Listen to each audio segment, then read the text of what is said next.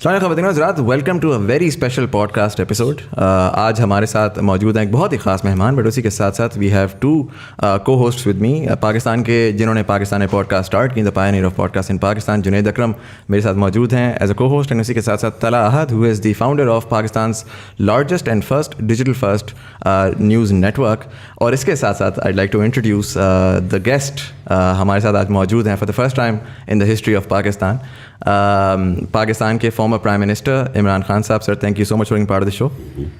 میں چاہوں گا کہ جنید بھائی آپ اسٹارٹ کریں ود کویسچن. السلام علیکم خان صاحب، thank you so much for the opportunity. Khan صاحب، ہم ٹریڈیشنل سوالوں پہ تو آئیں گے، لیکن I am gonna start with some thing جو کہ میں نے کبھی کسی انٹرویو میں نہیں دیکھا کسی نے آپ سے پوچھا ہو، and it's something very close to my heart. I mean you are a man of strong nerves. آپ نے ماشاء اللہ اسپورٹس میں اتنے سال دیے، پھر آپ کی اپنی 25 سال کی جد و جہد ہے political. We've seen you and people idolize you for your strength. But at the end of the day, you're a human being. And جو بھی recent developments ہوئے ہیں, it must have disappointed you in some way or the other. How are you feeling emotionally about this? دیکھیے جنید، پہلے سب کے لیے because میرا 70 سال کا آلموسٹ ہو گیا ہوں، تو آپ سب جو یوتھ ہے اس ملک کی، جو فیوچر ہے، اس کو ایک بڑی امپورٹنٹ چیز ریئلائز کرنی ہے کہ دیکھیں جو زندگی ہے نا، وہ کبھی ایک اسٹریٹ لائن میں نہیں جاتی. کوئی آج تک دنیا میں ایسا انسان نہیں آیا جو ایک دم زیرو سے ایک دم کامیاب ہو گیا.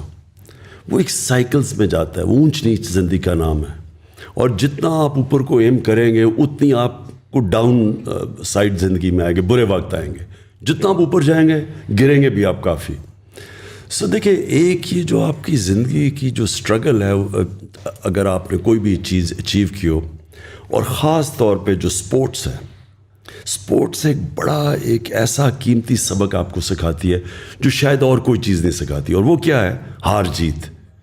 آپ کو ہارنے کے بھی ڈائنامک سمجھ آتے ہیں، آپ جیتنے کے بھی کو سمجھ جاتے ہیں کہ جیت پرماننٹ نہیں ہے. وہ تھوڑی دیر اگر آپ نے محنت نہ کی تو پھر آپ نیچے آ جائیں گے. تو یہ جو سائیکل ہے، یہ ایک میری ایسی ٹریننگ ہوئی ہے جو کسی پولیٹیشین کی وہ ٹریننگ نہیں ہے. کوئی پولیٹیشین نے 20 سال کھیلوں کی گراؤنڈوں میں ہار جیت نہیں دیکھی. سو کسی نے پولیٹکس میں پاکستان میں سوائے قائد اعظم کے 22 سال اپنی زندگی کے گزارے اپوزیشن میں نہیں ہے، کسی نے نہیں گزارے، اور مشکل وقت میں. سو دیکھیں، یہ میری بڑی مکسڈ فیلنگز ہیں اس پہ. یہ جو ہوا ہے،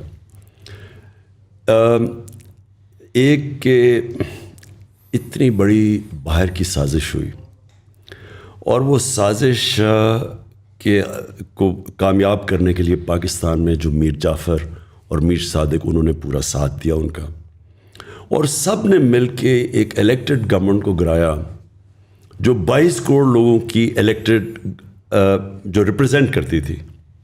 اور وہ گرایا باہر کی سازش کیوں تھی؟ ہماری کیا قصور تھا کہ ہم ایک انڈیپینڈنٹ فارن پالیسی چلانا چاہتے تھے. دیکھیں، انڈیپینڈنٹ کا مطلب اینٹی امریکن نہیں ہے. میں کبھی بھی، بلکہ میں تو اینٹی انڈین بھی نہیں ہوں. میں تو بی جے پی اور RSS کی جو ریسسٹ پالیسی اور جو کشمیر میں انہوں نے کیا ہے اس کے خلاف ہوں. لیکن انڈیا میں ہر قسم کی سوچ ہے. میری دوستیاں بھی بڑی ہیں. امریکہ بھی ویسا ہی ہے. ٹرمپ کی ایڈمنسٹریشن سے میرے بڑے اچھے تعلقات تھے. بالکل. لیکن یہ جو انہوں نے کیا ہے، صرف انہوں نے اس لیے کیا کہ میں وہ پالیسیز چاہتا ہوں کہ ہماری دوستی بھی امریکہ سے رہے، لیکن جو ہمارے لوگوں کے مفادات ہیں، ہمارے جو انٹرسٹ ہے، ان کو کمپرومائز نہ کروں. میری نمبر 1 پرائرٹی 22 کروڑ پاکستانی ہے. وہ یہ چاہتے تھے کہ ہم روس کی ٹرپ بھی کینسل کریں، روس کے ساتھ کوئی ہم ٹریڈ بھی نہ کریں، چائنا کے ساتھ اپنے کانٹیکٹس لمٹ کریں اپنی ریلیشن شپ، اور پھر یہاں بیسز بھی وہ مانگ رہے ہیں.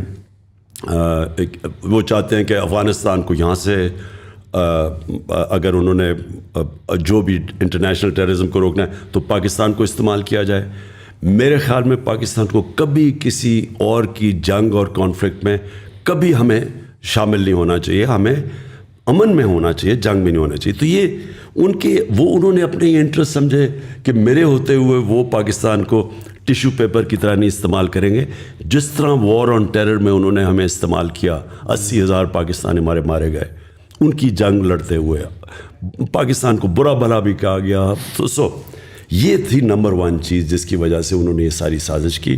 ان کو مل گئے یہاں ریسیپٹیو لوگ, اور ان لوگوں کے اندر وہ تھے جنہوں نے, اور یہ بائی دا وے یہ ماڈل اگر آپ فالو کریں جو انہوں نے پرائم منسٹر مصدق کو ایران میں گرایا تھا, تو وہ ایگزیکٹلی یہی چیزیں تھیں. پہلے انہوں نے پیسے چلائے میڈیا پہ, اس کو برا بھلا کیا, پھر انہوں نے مصدق کی جو پارٹی کے اندر پولیٹیشینس تھے ان کو خریدا, پھر جو اپوزیشن تھی اسے ڈیمونسٹریشنز کروائیں, جس طرح انہوں نے لانگ مارچ وغیرہ کی, وہ وہی ماڈل تھا. اور ایونچولی پھر پہلے سازش ہوئی اور پھر مداخلت کی.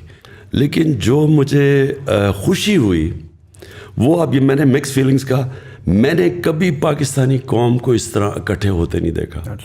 جو عموماً یہاں پرائم منسٹر جاتا ہے لوگ مٹھائیاں بانٹتے ہیں, یہ پہلی دفعہ میں نے دیکھا کہ قوم, میں خود بھی نہیں ایکسپیکٹ کر رہا تھا اس طرح نکلے گی جس طرح وہ سڑکوں پہ نکلی. جو جلسے 10 دنوں میں 3 بڑے شہروں کے اندر ریکارڈ جلسے ہوئے اور پبلک خود چل کے آئی. تو ایک طرح مجھے خوشی یہ ہے کہ میں اب دیکھ رہا ہوں کہ ہم ایک قوم بننے جا رہے ہیں. انفارچونیٹلی ابھی تک ہم قوم نہیں بنے, ہم بٹے ہوئے ہیں لوگوں میں, حصوں میں, فرقوں میں, صوبوں میں, لسانیت کے طور پہ کہ جی میں پٹھان ہوں, میں پنجابی ہوں, میں اردو اسپیکنگ وغیرہ.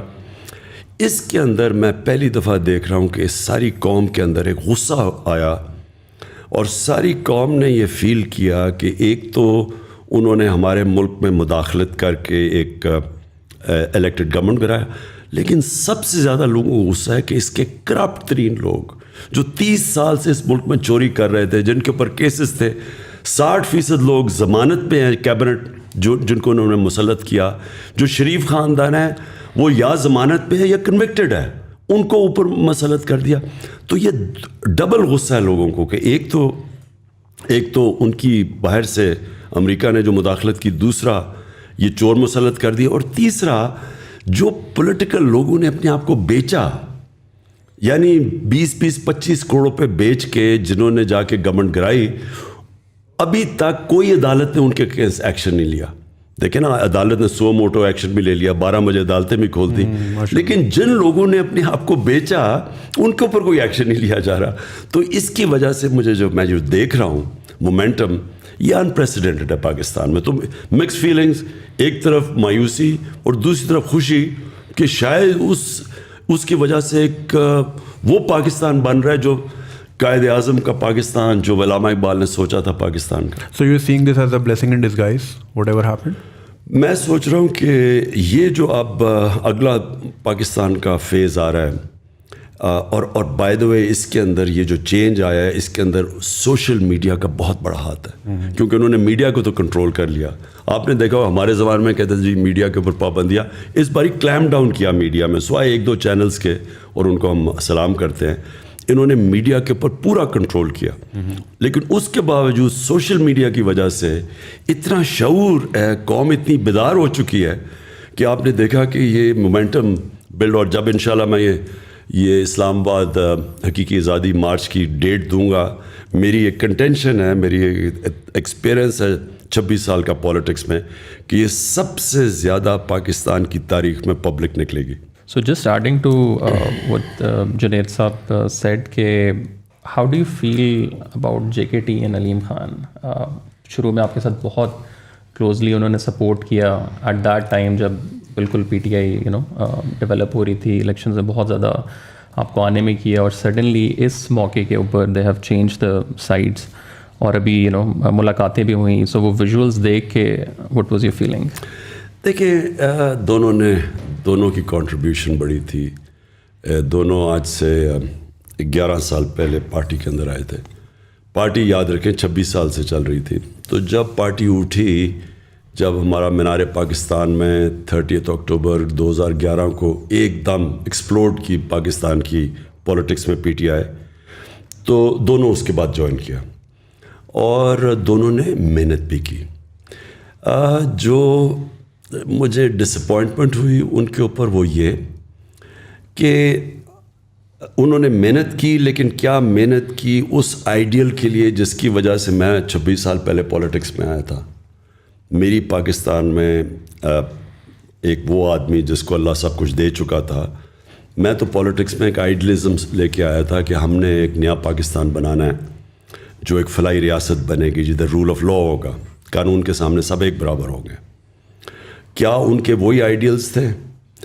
اور انفارچونیٹلی میں سمجھتا ہوں کہ ان کا اور مقصد تھا وہ پاور میں آنے کا, وہ ان کا وہ آئیڈیل نہیں تھا جو میرا تھا. میرے خیال میں وہ پاور میں وہ, اور وہ پھر واضح بھی ہو گیا, کیونکہ اگر ان کا وہ آئیڈیل ہوتا تو وہ آج ان لوگوں کے ساتھ نہ کھڑے ہوتے جن کو میں 26 سال سے کہہ رہا ہوں کہ ملک کے سب سے بڑے ڈاکو ہیں. میں تو بلکہ چوروں کی وجہ سے تو آیا تھا پالیٹکس میں. میں نے تو پہلے دن سے کرپشن کو مین ایشو اٹھا کے ان دونوں جو فیملیز ہیں جو لوٹ رہی تھیں ملک کو, ان کے خلاف آیا تھا. اگر آج وہ ان کے ساتھ چلے گئے ہیں تو اس کا مطلب کہ ان کا یہ تو آئیڈیل نہیں تھا رول آف لا. انصاف کی تحریک جو تھی, رول آف لا کا مطلب قانون کے سامنے سب ایک برابر. میرے خیال میں وہ بھی جب ان کا یہ نہیں تھا, وہ بھی سمجھتے تھے کہ پاور میں آ کے تو وہ پاور کی پریولیجز انہوں نے استعمال کرنی تھی. دیکھیں پاور میں آ کے پیسہ میری اگر بزنس ہو, میں پاور میں آ کے تو بڑے آرام سے پیسے بنا سکتا ہوں, میں ہر طرح پریویل کر سکتا ہوں. میں اگر میں ریل اسٹیٹ میں ہوں تو میں انلیگل زمین کو پاور میں آ کے لیگل کروا سکتا ہوں, گرین کو گرے کروا کے اربوں روپیہ بنا سکتا ہوں. میرے تو بڑا آسان ہے. آج اگر مثلا ملک ریاض پاور میں آ جائیں تو ملک ریاض تو دنیا کے سب سے امیر آدمی بن سکتے ہیں, کیونکہ پاور میں تو آپ کے پاس سب اپرچونیٹیز ہیں. سو بزنس اگر آپ نے کرنی ہے تو آپ علیحدہ رہیں. میری نظر میں اگر پالیٹکس کرنی ہے تو ایک ہائر آئیڈیل کے لیے آئے. میں نہیں ابھی اپنے لیے بنا سکتا تھا. نواز شریف نے جتنی دیر میں نے پرائم منسٹر رہا ہوں, نواز شریف تب تک 18 فیکٹریاں بنا چکا تھا. نیشنلائز بینک سے پیسے لے کے فیکٹریاں بنائی اور پھر وہ قرضے معاف کروا لیے. تو یہ تو چوری ہے, یہ ایک بزنس نہیں ہے. تو میں سمجھتا ہوں کہ جو پاور میں آئے, اور انشاءاللہ اب جس کو میں ٹکٹ دوں گا اپنی پارٹی کے اندر, میں اس سے پہلے پلیج لوں گا کہ اگر آپ کوئی بزنس کرنا چاہتے ہیں پاور میں نہ آئیں. اگر آپ پاور میں آتے ہیں تو یہ نہ سمجھنا کہ میں آپ کی بزنس کو فائدہ کرواؤں گا اللیگلی. تو انفارچونیٹلی جہانگیر کا پھنس گیا ایشو وہ چینی کی, جب قیمتیں اوپر گئیں تو جب شوگر مافیا کے اوپر پہلی دفعہ انکوائری بٹھائی تو ادھر ڈفرینسز آ گئے. علیم خان کا یہ ہے کہ انہوں نے 300 ایکڑ زمین لے لی راوی کے اندر, وہ لیگل کروانا چاہتے تھے, اور راوی کے بیڈ کے اوپر اللیگل ہے زمین. پلس ان کے کیسز نیب میں بھی تھے, ان کے کیسز یہ پینڈوراز پیپر میں بھی ان کا نام آ گیا. تو وہ میرے خیال میں وہ میرے سے ایکسپیکٹ کرتے تھے کہ جب میں, کیونکہ ہم پاور میں ہیں تو ہم وہی چیزیں کریں جو نواز شریف اور یہ زرداری کرتے آئے ہیں کہ پاور میں آ کے سارے غلط کام جائز کروا دیں. تو ڈفرینسز ادھر سے ہوئے ہیں, اور اب وہ جدھر چلے گئے ہیں کلیئرلی یہ ہے کہ ان کے لیے کرپشن کوئی ایشو نہیں ہے. تھوڑا سا میں اس کا اگر زوم ان کروں, ظاہر ہے آپ نے ایک بڑے لیول پہ تو آپ نے کہا کہ دیر فارن کنسپریسی, اور ایک یہ کہ باہر کی سازش ہے جس کے اندر جو ہے وہ دوسرے ملک ملوث ہیں. اگر میں لیکن تھوڑا زوم ان کروں, پالیٹیشینس کو چلے آئی انڈرسٹینڈ آپ کی پالیٹکس بھی یہ رہی ہے کہ politicians have been corrupt in Pakistan and it's easily believable as well. But then we saw کہ انسٹیٹیوشنس میں بہت ساری چیزیں ہوئی. ہم نے دیکھا رات کو عدالت بھی کھلی, ہم نے اور بہت ساری چیزیں دیکھی. ہم ٹویٹر پہ جاتے ہیں تو people are very aggressive towards institutions these days. آپ کا اس کے بارے میں اگر میں تھوڑا سا آپ سے پوچھوں کہ زوم ان کر کے, how do you feel about the judiciary and the establishment جو کنونشنل اسٹیٹس کو کنسیڈر ہوتی ہے؟ دیکھیں میں بڑا کانشیس ایک چیز کا ہوں کہ یہ ملک نے جب, اور میرے میں کوئی شک نہیں کہ یہ ملک نے بڑا عظیم ملک بننا ہے. میں آپ یہ کہیں گے کہ 3.5 سال میں نے رہ کے کیا ایکسپیرینس کیا, میں نے ریئلائز کیا کہ پاکستان کا جو پوٹینشیل ہے اس کو چھوٹا سا بھی 5% بھی ہم نہیں پہنچ رہے اس کے اوپر, کیونکہ اس میں پوٹینشیل بہت ہے. اللہ نے بڑی جدھر دیکھیں تو پوٹینشیل ہے اوپر آنے کا, ہر فیلڈ کے اندر پاکستان اوپر آ سکتا ہے. ہمارا پرابلم کیا ہے؟ رول آف لا نہیں ہے. ہمارا پرابلم یہ ہے کہ جو طاقتور ہے وہ اپنے آپ کو قانون کے نیچے نہیں لے کے آتا. سو جو اسٹرگل ہے اس وقت پاکستان کی وہ ہے انصاف کی. دیکھیں کوئی بھی دنیا میں آپ کوئی ملک لے لیں جدھر رول آف لا نہیں ہے, وہاں غربت ہے. کوئی ملک لے لیں, ڈیولپنگ ورلڈ کا مسئلہ ہی رول آف لا نہ ہونے کا ہے. ہر ڈیولپنگ ورلڈ کے اندر ان کی جو رولنگ ایلیٹ ہے وہ پیسے چوری کر کے باہر, منی لانڈر کر کے باہر چلی جاتی ہے. جو فیکٹ آئی پینل کی رپورٹ ہے, سیکرٹری جنرل UN کے نیچے جو پینل بیٹھی تھی, $1.7 ٹریلین ہر سال, 1700 ارب روپیہ ہر سال غریب ملکوں سے چوری ہو کے, منی لانڈر ہو کے ویسٹرن کیپٹلز میں, مے فیئر ٹائپ فلیٹس کے اندر, آف شور اکاؤنٹس میں چلے جاتے ہیں. غریب ملک غریب ہوتے جا رہے ہیں, امیر امیر ہوتے جا رہے ہیں, کیونکہ وہ یہ پیسہ ادھر جب جاتا ہے ان کو تو نوکریاں وہاں ملتی ہیں, فائدہ ہوتا ہے. ہمارے ملک جدھر سے چوری ہو رہا ہے پیسہ وہ غریب ہو جاتا ہے. تو پرابلم کیا ہے؟ ہمارے پاس وہ انصاف کا نظام نہیں ہے جو طاقتور ڈاکو کو پکڑ سکے.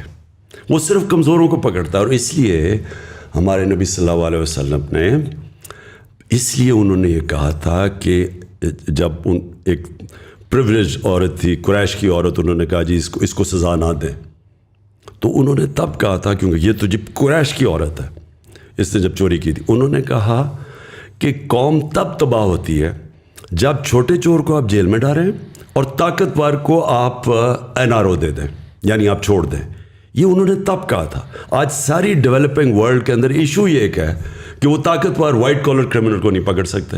ان کا جو سٹرکچر سارا بن گیا ہے, وہ یا پیسے ہوتے ہیں, پاورفل ہوتے ہیں, بچ جاتے ہیں. ابھی ساؤتھ افریقہ میں انہوں نے ایکس پریزیڈنٹ کو پکڑنے کی کوشش کی, وہاں جناب اس نے لوگ سڑکوں پر لگائے, کوئی 1200 لوگ مار گئے, وہ باہر پھر رہا ہے.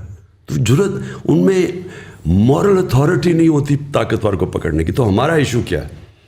میں یہ چاہتا ہوں کہ ہمارے جو ادارے ہیں وہ جب تک ان کے اندر یہ چیز نہیں آئے گی, مشنز ان کی, جب تک ان کے اندر یہ جہاد کا جذبہ نہیں آئے گا کہ طاقتور کو جیل میں ڈالیں, ان کو جب پکڑیں. یہ ایشو یہ ہے پاکستان کا. ہمارے جو بڑے انسٹیٹیوشن جو کر سکتے ہیں, میں نے 3.5 سال میں کیا دیکھا. اب ہم کیا عدلیہ آزاد ہے, ہم تو کچھ نہیں کر سکتے تھے. نیب آزاد ہے, نیب ہمارے کنٹرول میں نہیں تھی. تو ہم کیا کرتے تھے؟ اب یہ شہباز شریف کا اوپن اینڈ شٹ کے ساتھ 16 ارب روپیہ پکڑا گیا ہے اس کے نوکروں کے نام پہ, جو FIA نے پکڑا. ہم وہ اس کو کنوکٹ ہی نہ کروا سکیں. یہ سال پہلے انگلینڈ میں ہوتا, ابھی تک 1.5 سال پہلے یہ جیل میں ہونا تھا. وہ کبھی اس کی کمر میں درد ہے, کبھی وہ بینچ ٹوٹ جاتا تھا, کبھی کچھ. ہمارا جو انصاف کا نظام تھا وہ پکڑتا ہی نہیں تھا اس کو. یہ ساروں کے جو کیس ہیں, میں مزامل کمپلیٹ کر لوں. 95% جو کیسز ہیں نیب کے اندر وہ ہمارے زمانے کے پہلے سے ہیں. اس 3.5 سال میں وہ کنوکٹ نہیں ہو سکے. سو یہ آپ کو کیا چیز سامنے آتی ہے؟ سامنے ہی آتی ہے کہ ہمارے اداروں میں کیپیبلٹی نہیں ہے اور ول نہیں ہے پکڑنے کی. اور انفارچونیٹلی ہمارے اداروں کے اندر وہ لوگ بیٹھے ہوئے ہیں جو اس کرپٹ سسٹم سے فائدہ اٹھاتے ہیں. سو ہمیں جو کوشش کرنی چاہیے, دیکھیں کوشش جو کرنی چاہیے کہ ان اداروں کے اندر پبلک کا پریشر آئے. دیکھیں عوام کا, میں صرف ایک پریشر ہے, آج عوام کا پریشر پڑا ہوا ہے. عوام کا پریشر آنا چاہیے ان اداروں کے اوپر کہ آپ نے یہ جو کرمنلز ہمارے اوپر بٹھا دیے ہیں, یہ آپ کی ذمہ داری ہے, اب ان کو پکڑیں. ہم نے شہری تو نہیں پکڑ سکتے نا ان کو. اور سب کو پتہ ہے یہ 30 سال سے چوری کر رہے ہیں پیسہ. میں 26 سال کے ان کے خلاف جہاد کر رہا ہوں, لیکن میں تو نہیں پکڑ سکتا نا. پکڑنا تو عدلیہ نے ہے, نیب نے پکڑنا ہے. ہم نے تو اپنا کام کر دیا تھا FIA میں. اب ان کو ساروں کو NRO 2 مل گیا. پہلے مشرف نے NRO 1 دیا, اب یہ NRO 2 مل گیا ان سب کو. ڈو یو تھنک کہ دیکھیں یہ تو چلیں آئی انڈرسٹینڈ, آپ نے کہا کہ ایک مورل وہ ہوتی ہے, اپنے اندر ایک سوچ ہوتی ہے جس کے تھرو یہ کریں گے. کیا ہم سوچ کے اوپر ریلائی کریں گے؟ Do you think there is a systematic change جو کہ پوٹینشلی آپ لے کر آ سکتے ہیں, جس میں جوڈیشل ریفارمس کی بات ہے یا اگین اسٹرکچرل چینج کی بات ہے, جس کے تحت مطلب کیا آپ ایسا کر سکتے ہیں؟ میں کہتا ہوں فار ایگزامپل پبلک سپورٹ بھی آ جاتی ہے. پبلک سپورٹ اسی طریقے سے آئے گی کہ مے بی ایک ارلی الیکشن کی کال ہو جاتی ہے, اس میں آپ پاور میں بھی آ جاتے ہیں. ازیوم کرتا ہوں کہ آپ پاور میں آ جاتے ہیں, what differently can you do? اگر تو آخر میں انصاف کا یہی نظام ہے اور آپ کے پاس کوئی مینڈیٹ ہی نہیں ہے. دیکھیں جب آپ پاور میں آتے ہیں نا اچھی میجورٹی سے, آپ قانون چینج کر سکتے ہیں. آپ قانون وہ بدل سکتے ہیں, ہر جو قانون رکاوٹ بنے ہوئے ہیں ان کو جو بچاتے ہیں. جو میں نے سیکھا 3.5 سال میں, میں کنونسڈ ہوں کہ اگر صحیح معنی میں میجورٹی نہیں ملے گی, میں پاور میں آنا ہی نہیں چاہتا. کیونکہ اس کا مطلب اس باری ہاتھ بندھے ہوئے تھے, ہر جگہ ہم جکڑے پھنس جاتے تھے. ہمارا ادھر سے قانون ہم لے کے آتا تھا, وہ سینٹ میں پھنس جاتا تھا جا کے. اچھا وہاں آتا تھا ہم وہ قانون ہی نہیں بدل سکتے تھے ان کو. اب ہم کرمنل لا ریفارمز ہم لے کے آئے کہ جلدی سسٹم ہو, لیکن وہ ہمارے پاس طاقت نہیں تھی کہ ہم ان کو انفورس کر سکتے. ہم نے سول پروسیجر کوڈ کی کہ 1 سال سے زیادہ زمین کا کیس نہیں چل سکتا, سارے سول 1 سال میں فیصلہ ہوں گے, لیکن وہ ہر جگہ کے اسٹے آرڈر مل جاتا تھا. ریگولیٹرز, میں آپ کو مثال دیتا ہوں کتنی فرسٹریٹنگ تھی. اب ریگولیٹرز ہیں, ریگولیٹر کا مطلب اب یہ مثلا شوگر مافیا ہے, سیمنٹ کے اندر کارٹلز بنے ہوئے ہیں, بڑے بڑے کارٹلز بنے ہوئے ہیں, آئل مارکیٹنگ کمپنیز کے کارٹل ہیں. اور ان کو پروٹیکٹ کون کرتا ہے عوام کو ان کارٹل سے؟ Competition commission. کمپٹیشن کمیشن کا یہ حال تھا کہ 11 سالوں سے ان کے اندر اسٹے آرڈرز پھنسے ہوئے تھے. یعنی جو یہ بڑے کارٹیلز تھے انہوں نے اسی کے ہاتھ باندھ دیے تھے کمپٹیشن کمیشن کے, تو وہ جا کے اسٹے آرڈر لے لیتے تھے. 800 اسٹے آرڈرز ہیں, 8 ہم نے ٹاپ ریگولیٹرز کے جن کا کام ہے عوام کی انٹرسٹ کو پروٹیکٹ کرنا. 8 ریگولیٹرز کے اوپر 800 اسٹے آرڈرز تھے. 250 ارب روپیہ پھنسا ہوا تھا ادھر, وہ فیصلے نہیں ہوتے تھے. تو یہ شوگر مافیا کے ہم نے جب انکوائری کی ان کے اوپر, وہ سارے جا کے انہوں نے وہ پھنسے ہوئے ہیں, وہ عدالتوں میں کیس چل رہے ہیں. سو ہمیں جب تک آپ کے پاس پاور نہ ہو, آتے ساتھ ہی لیجسلیشن کریں, ٹائم لمٹ کریں, ان کو فورس کریں. اور پاور سے جب آپ کو یہ فکر نہیں ہوتی کہ آپ کی گورنمنٹ کو کوئی ٹاپل کر دے گا, جب پاور سے آتے ہیں تب آپ یہ ساری چیزیں کر سکتے ہیں. سو اس لیے میں نے یہ آپ کو کہا کہ انشاءاللہ اگر باری ملی تو پاور سے ملے تاکہ ہم یہ ساری چیزیں بڑے بڑے کارٹلز مافیاز کو ٹیک آن کر سکیں. اچھا خان صاحب, آپ نے obviously you have an I for talent. آپ کو پتہ ہے وسیم اکرم کو کب اوور دینا ہے, 1 ڈاؤن پہ کس کو بھیجنا ہے. سو آپ کے اندر ایک ہی چیز ہے. اوبویسلی وہ لیپس ہوا جب اب جے کے ٹی صاحب اور علیم خان صاحب, آپ کے پاس ٹائم بھی کافی تھا to scrutinise, but obviously human error is available, ہو جاتا ہے. اگر ابھی آپ ارلی الیکشن میں جاتے ہیں, so do you think you have enough time 3 مہینے میں کہ آپ اس طرح کے سچے اور کھرے لوگ بھی ڈھونڈ پائیں اور آپ کو پھر الیکٹیبلس کی طرف نہ جانا پڑے, کیونکہ پھر اس کے بعد آپ دوبارہ پھر ویسے ہی بلیک میل ہوں گے جس طرح ابھی اس بار ہوا. تو ڈو یو تھنک 3 مہینے کا time is enough to find those candidates اور پھر ان سے پلیج لینا یا ان کی اسکروٹنائز کرنا؟ دیکھیں, جو میں پھر سے کہتا ہوں, جو 3.5 سال آئی میری زندگی کا سب سے مشکل سال تھے, لیکن ان میں سب سے زیادہ میں نے زندگی میں سیکھا گورنمنٹ کی ورکنگ کیا ہے, بیوروکریسی میں پازیٹیو نیگیٹیوز کیا ہیں, کیا ہمارا جو سب سے بڑا پرابلم ہے کہ کی منسٹریز کے اندر ہمارے پاس ایکسپرٹس نہیں ہیں, اور ایکسپرٹس جب تک آپ پہلے نہ لے کے آئے ہیں, جو سسٹم ایسا بنا ہوا ہے, ہم نے جب کوشش بھی کی کئی ایکسپرٹس لانے کی, وہ ایک پورا مافیا بیٹھا ہوا تھا اندر کی منسٹریز میں جو ان کو اندر ہی نہیں گھسنے دیتا تھا, وہ چھوڑ کے چلے جاتے تھے. پھر نیب کے پرابلمز ہو گئے, نیب کے اندر کئی انہوں نے ایسے کیسز کیا کہ وہ جو باہر سے اب جب اسپیشلسٹ لانا چاہتے تھے وہ ڈر کے ہی نہیں آتے تھے, کیونکہ نیب کے کیسز وہ بھی عجیب, وہ بھی ایک اور پرابلم تھا. یہ ساری چیزوں کی ہم نے اب دیکھا. تو ہمیں باہر سے کئی ایریاز میں کی منسٹریز میں ایکسپرٹس ابھی سے ہی ہم وہ ان کو ڈھونڈ رہے ہیں کہ ہم جب آئیں تو ہمارے پاس ایکسپرٹس ہو. ہمارے پاس وہ ایکسپرٹیز نہیں ہے. آئی ٹی جو ہے اب یہ کتنی بڑی چیز ہے, یہ اس کے اندر یعنی ہندوستان کی 140 ارب کی ایکسپورٹس ہیں, اور انہوں نے 1 ارب سے شروع ہوئے تھے 20 سال پہلے, آج 140 ہے. ہمارا ذرا ہم نے آ کے پہلی 75% انکریز ہماری آئی ٹی ایکسپورٹس کے ہوئی ہیں ہمارے 2 سالوں میں, صرف ہم نے ریگولیشن. لیکن اس کے لیے بھی آپ کو ایکسپرٹس چاہیے. دنیا پاکستانی سلیکن ویلی میں ایسے پاکستانی ہیں جن سے ہماری بات چیت چل رہی ہے. سو دیرفور کئی منسٹریز میں آپ کو پروفیشنلز اور ایکسپرٹس باہر سے لانے پڑیں گے, اندر ایگزسٹ نہیں کرتے. نمبر 1. نمبر 2, اپنے اندر وہ لوگوں کو ہم ابھی سے سوچ رہے ہیں ٹکٹ, جو لوگوں کی کمٹمنٹ ہی نہیں ہے, صرف پاور میں آتا ہی صرف ذاتی مفادات کے لیے ہیں, ان کو تو ہم صفایا کریں گے. اب تو چاہے ہار بھی جائے الیکشن, ان کو تو ہم نے ٹکٹس نہیں دینے. ٹکٹس دیں گے وہ لوگ جو کہ کمیٹڈ ہیں, جن کی کوئی آئیڈیلزم ہے, کم از کم کور ہمارے پاس ہو جو آئیڈیلسٹک ہے.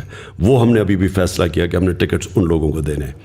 اور سب سے بڑی بات یہ دیکھیں, جب آپ کے پاس, اور جو ہم نے چیزیں سیکھ لی ہیں پارلیمنٹری ڈیموکریسی میں, اگر آپ کے پاس میجورٹی نہیں ہے, صحیح میجورٹی, اور آپ آرام سے پارلیمنٹ کو نہیں چلا سکتے اور گورن نہیں کر سکتے, آپ کبھی بھی ریفارمز نہیں کر سکتے. جو ہمارے پاس ایک کولیشن گورنمنٹ اور تھوڑی سی اکثریت سے تھی, اس کا سب سے بڑا پرابلم یہ تھا کہ ہم ہر وقت ونربل تھے کہ گورنمنٹ چلے گی یا نہیں. ہر بجٹ کے اوپر ہمیں مصیبت پڑ جاتی تھی کہ جی نمبر پورے ہوں گے یا نہیں ہوں گے. ہمارا سسٹم ایسا بنا ہوا ہے سینٹ کے الیکشنز کا کہ وہاں پیسے چلتے ہیں. ہاں, یہ جو الیکشن کمیشن بیٹھا ہوا ہے, سپریم کورٹ میں ہم گئے, اس نے موقع دیا سپریم کورٹ نے کہ سینٹ کے ووٹ کو ویریفائبل کر دو تاکہ یہ پیسہ نہ چلے. پتہ تو چلے کہ ووٹ, کیونکہ سیکرٹ بیلٹ ہے اس میں بک جاتے ہیں لوگ. وہ الیکشن کمیشن نے ریجیکٹ کر دیا. یوسف رضا گیلانی کا بیٹا پیسے دیتے ہوئے پکڑا گیا, اس نے اس کو چھوڑ دیا.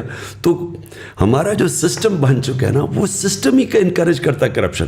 یہ سب چیز ختم ہوگی جب آپ کے پاس اکثریت ہو, بھاری اکثریت ہو.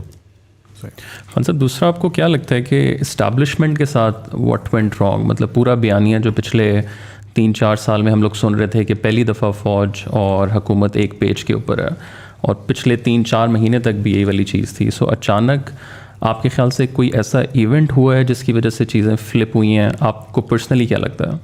دیکھیں, ایک چیز کہا جاتا ہے کہ جی وہ جنرل فیض کے اوپر سارا کچھ کوئی بدمزگی ہوئی ہے. میں پہلے کلیئر کر دوں, یہ اور وہ سارا کہ جی آرمی چیف بنانا چاہتا ہے عمران خان جنرل فیض کو, یہ ادھر سے شروع ہوا. دیکھیں, یہ جو آرمی چیف نواز شریف اپنا بنانا چاہتا تھا اور اس نے بنائے بھی, اور پھر آپ کو سب کو پتہ ہے کہ کیا ہوا, اس نے آرمی چیف سیک بھی کیا, اس نے پھر وہ جنرل مشرف کا, وہ جنرل ضیاء کا, اس نے اس کو اپوائنٹ کر دیا, پھر وہ کو ہو گیا. یعنی یہ جنرل پہلے نواز شریف کا مسئلہ کیا تھا, کیوں وہ سارا وقت اس کی آرمی چیف سے لڑائی رہتی تھی؟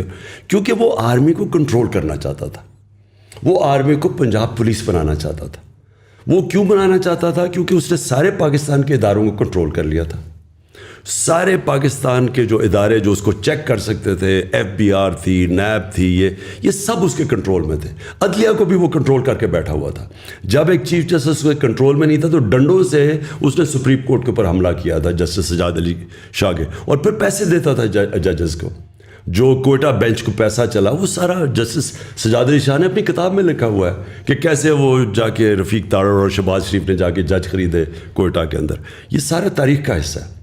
اس کا پرابلم کیا ہوتا تھا کہ فوج ایک ادارہ تھا جس کو وہ کنٹرول نہیں کر سکتا تھا, تو اس کی کوشش ہوتی تھی اپنا آرمی چیف بٹھانے کی, کیونکہ اس کا ڈر یہ ہوتا تھا کہ وہ ایک کمپلیٹ پاور چاہتا تھا. اور دوسرا, وہ جو چوری کر رہا تھا پاکستان کا پیسہ, منی لانڈر کر کے باہر بھیجتا تھا, وہ فوج کو پہلے پتہ چل جاتا تھا, کیونکہ ISI کے پاس ساری رپورٹ آ جاتی تھی. تو اس سے وہ ونریبل فیل کرتا تھا, اس لیے کنٹرول کرتا تھا. میرا کبھی نہ فوج سے کوئی ایشو ہوا ہے, کیونکہ میں نے نہ کبھی مداخلت کی ہے, نہ میں نے کبھی سوچا کہ میں کبھی اپنا آرمی چیف لے کے آؤں. یہ میرا ہمیشہ فوج کا کہ میں یہ سمجھتا تھا کہ فوج کے ادارے کو مضبوط ہونا چاہیے. میں چاہتا تھا کہ پولیس کا ادارہ مضبوط ہو, میں جوڈیشری کے ادارے کو مضبوط چاہنا. میں نے کبھی جوڈیشری میں کوئی مداخلت نہیں کی. میں نے پولیس سے کبھی کسی پولیس جتنے بھی IGs آئے ہیں پنجاب کے, KP کے, ہمارے نیچے, کسی سے پوچھے, ایک کو میں نے نہیں کہا انتقامی کارروائی کرو, جھوٹے پیپرز بناؤ. سندھ کے اندر سب کے اوپر جھوٹی FIRs ہے. ابھی انہوں نے ہمارے اوپر جھوٹی FIR پھر بنا دی ہے, پہلے انہوں نے بنائی تھی. مجھے ایک آدمی بتائیں جس کے اوپر ہم نے کوئی جھوٹی FIR اپنے زمانے, کیونکہ جب آپ پولیس سے غلط کام کرواتے ہیں وہ اپنے بھی کرتی ہے. بیوروکریسی کے کبھی کوئی مجھے کہے کہ میں نے بیوروکریٹ کو کہا کہ تم غلط کام کرو, کیونکہ ملک چلتے ہیں مضبوط اداروں پہ. لہٰذا میرے کبھی بھی خیال نہیں تھا کہ میں فوج کے اندر انٹرفیئر کروں.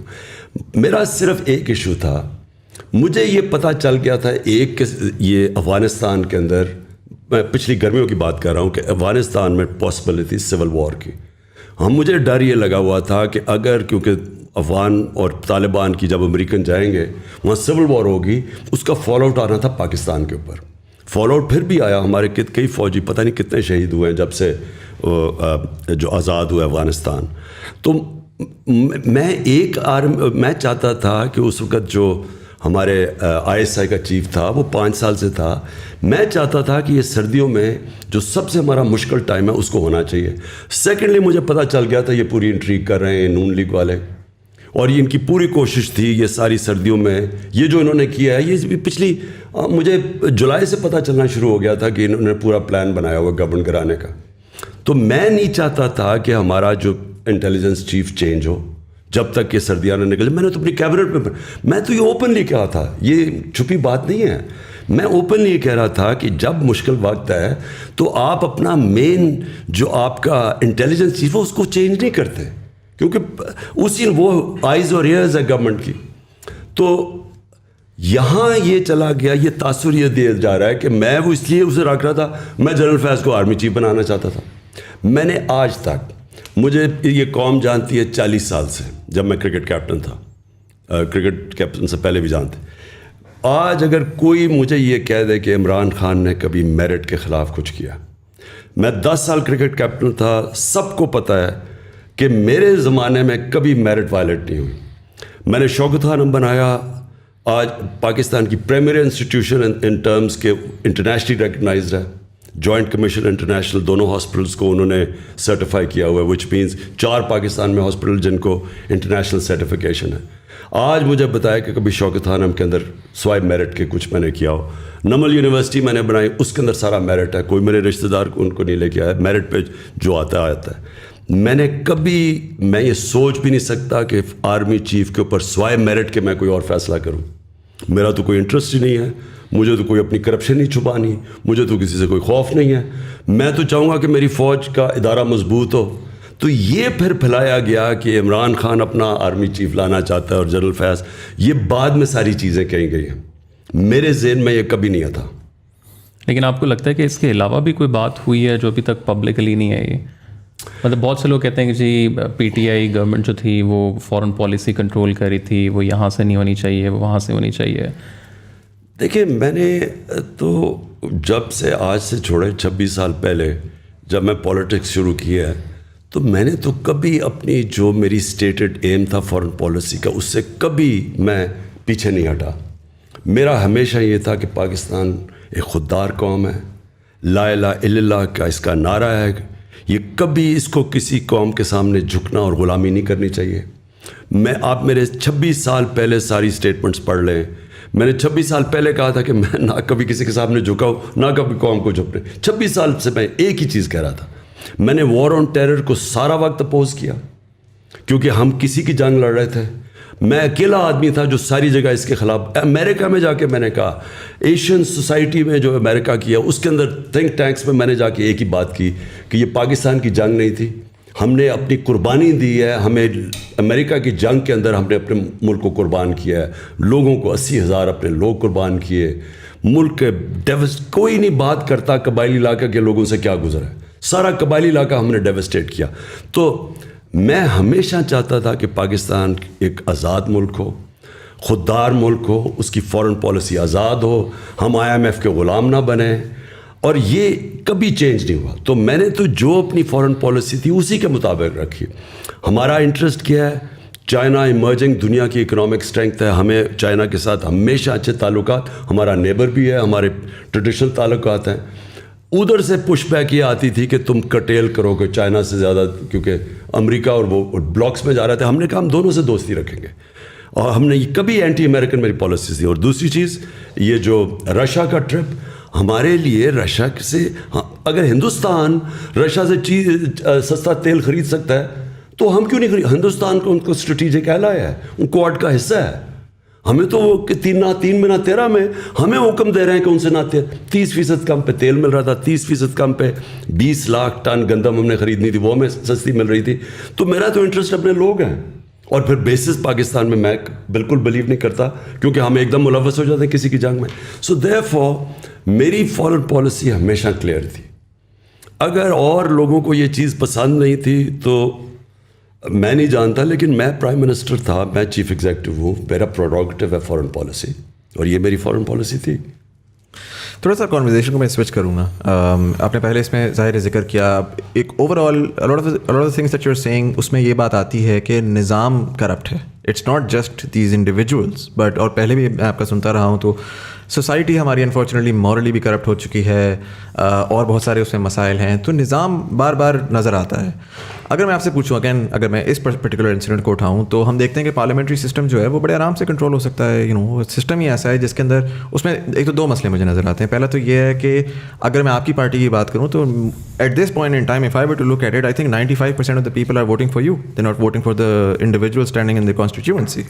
اینڈ سو وہ آپ کے نام پہ ووٹ کر کے آتے ہیں, اور پھر آخر میں آ کے وہ they go towards some other party and essentially so do you think کہ ابھی جو آپ کو ایک پبلک سپورٹ اور پبلک سینٹیمنٹ ملی ہوئی ہے, اس میں آپ صرف الیکشنس کے لیے ہی کریں گے, یا آپ کو لگتا ہے کہ شاید پاکستان کو ایک ڈفرینٹ نظام کی ضرورت ہے؟ پریزیڈینشیل سسٹم کی ملٹیپل ٹائمز بات ہوئی. اگر میں زیادہ اس کو میکرو پہ لے جاؤں تو ہم نے تو ہمیشہ ایک ویسٹرن سسٹم دیکھا نا, برٹش کے بعد ہم پاکستان میں جو ان کا بنایا ہوا سسٹم تھا اسی کو ہم آگے لے کر جا رہے ہیں. بٹ دنیا میں بہت سارے اور نظام ایگزسٹ کر رہے ہیں. چائنا کا اپنا اسٹائل ہے, ٹرکی کا اپنا اسٹائل ہے. ڈو یو تھنک کہ ہمارے پاکستان کو بھی ایک ری امیجنیشن کی ضرورت ہے, مے بی ایک نئے کانسٹیٹیوشن کی ضرورت ہے, مے بی ایک نئے اسٹرکچر کی ضرورت ہے؟ پہلے تو ایک چیز یاد رکھ لیں کوئی بھی دنیا کا نظام لے آئیں, اس کے اوپر شریف اور زرداری بٹھا دے, وہ سارے نظام کرپٹ ہو جائیں گے. آج آپ انگلینڈ کے اندر وہ نواز شریف جو اس کو کسی طرح پرائم منسٹر بنا دیں انگلینڈ کا, میں آپ کو گارنٹی کرتا ہوں کہ 10 سال میں وہ مقروض ہو جائے گا ملک, اور وہ پاکستان سے کہے گا کہ میں قرضے دو. دیکھیں, سب سے پہلے تو جو پارلیمنٹری ڈیموکریسی کے اندر آپ کو ایک چیز سمجھنی ہے, جو برطانیہ کی, جو میں بڑی کلوزلی دیکھا ہوا اور اسٹڈی کیا, اس کا جو بیسز ہوتا ہے نا, وہ بنیاد جو رکھی جاتی ہے وہ رکھی جاتی ہے امر بالمعروف پہ, کہ ان کی جو موریلٹی ہے ایک مورل سٹینڈرڈز کے اوپر پارلیمنٹری ڈیموکریسی کھڑی ہوتی ہے. دیکھیں, ڈیموکریسی ایک پارلیمنٹ کے پاس تو فوج نہیں ہے, لیکن ان کے پاس مورل اتھارٹی ہوتی ہے.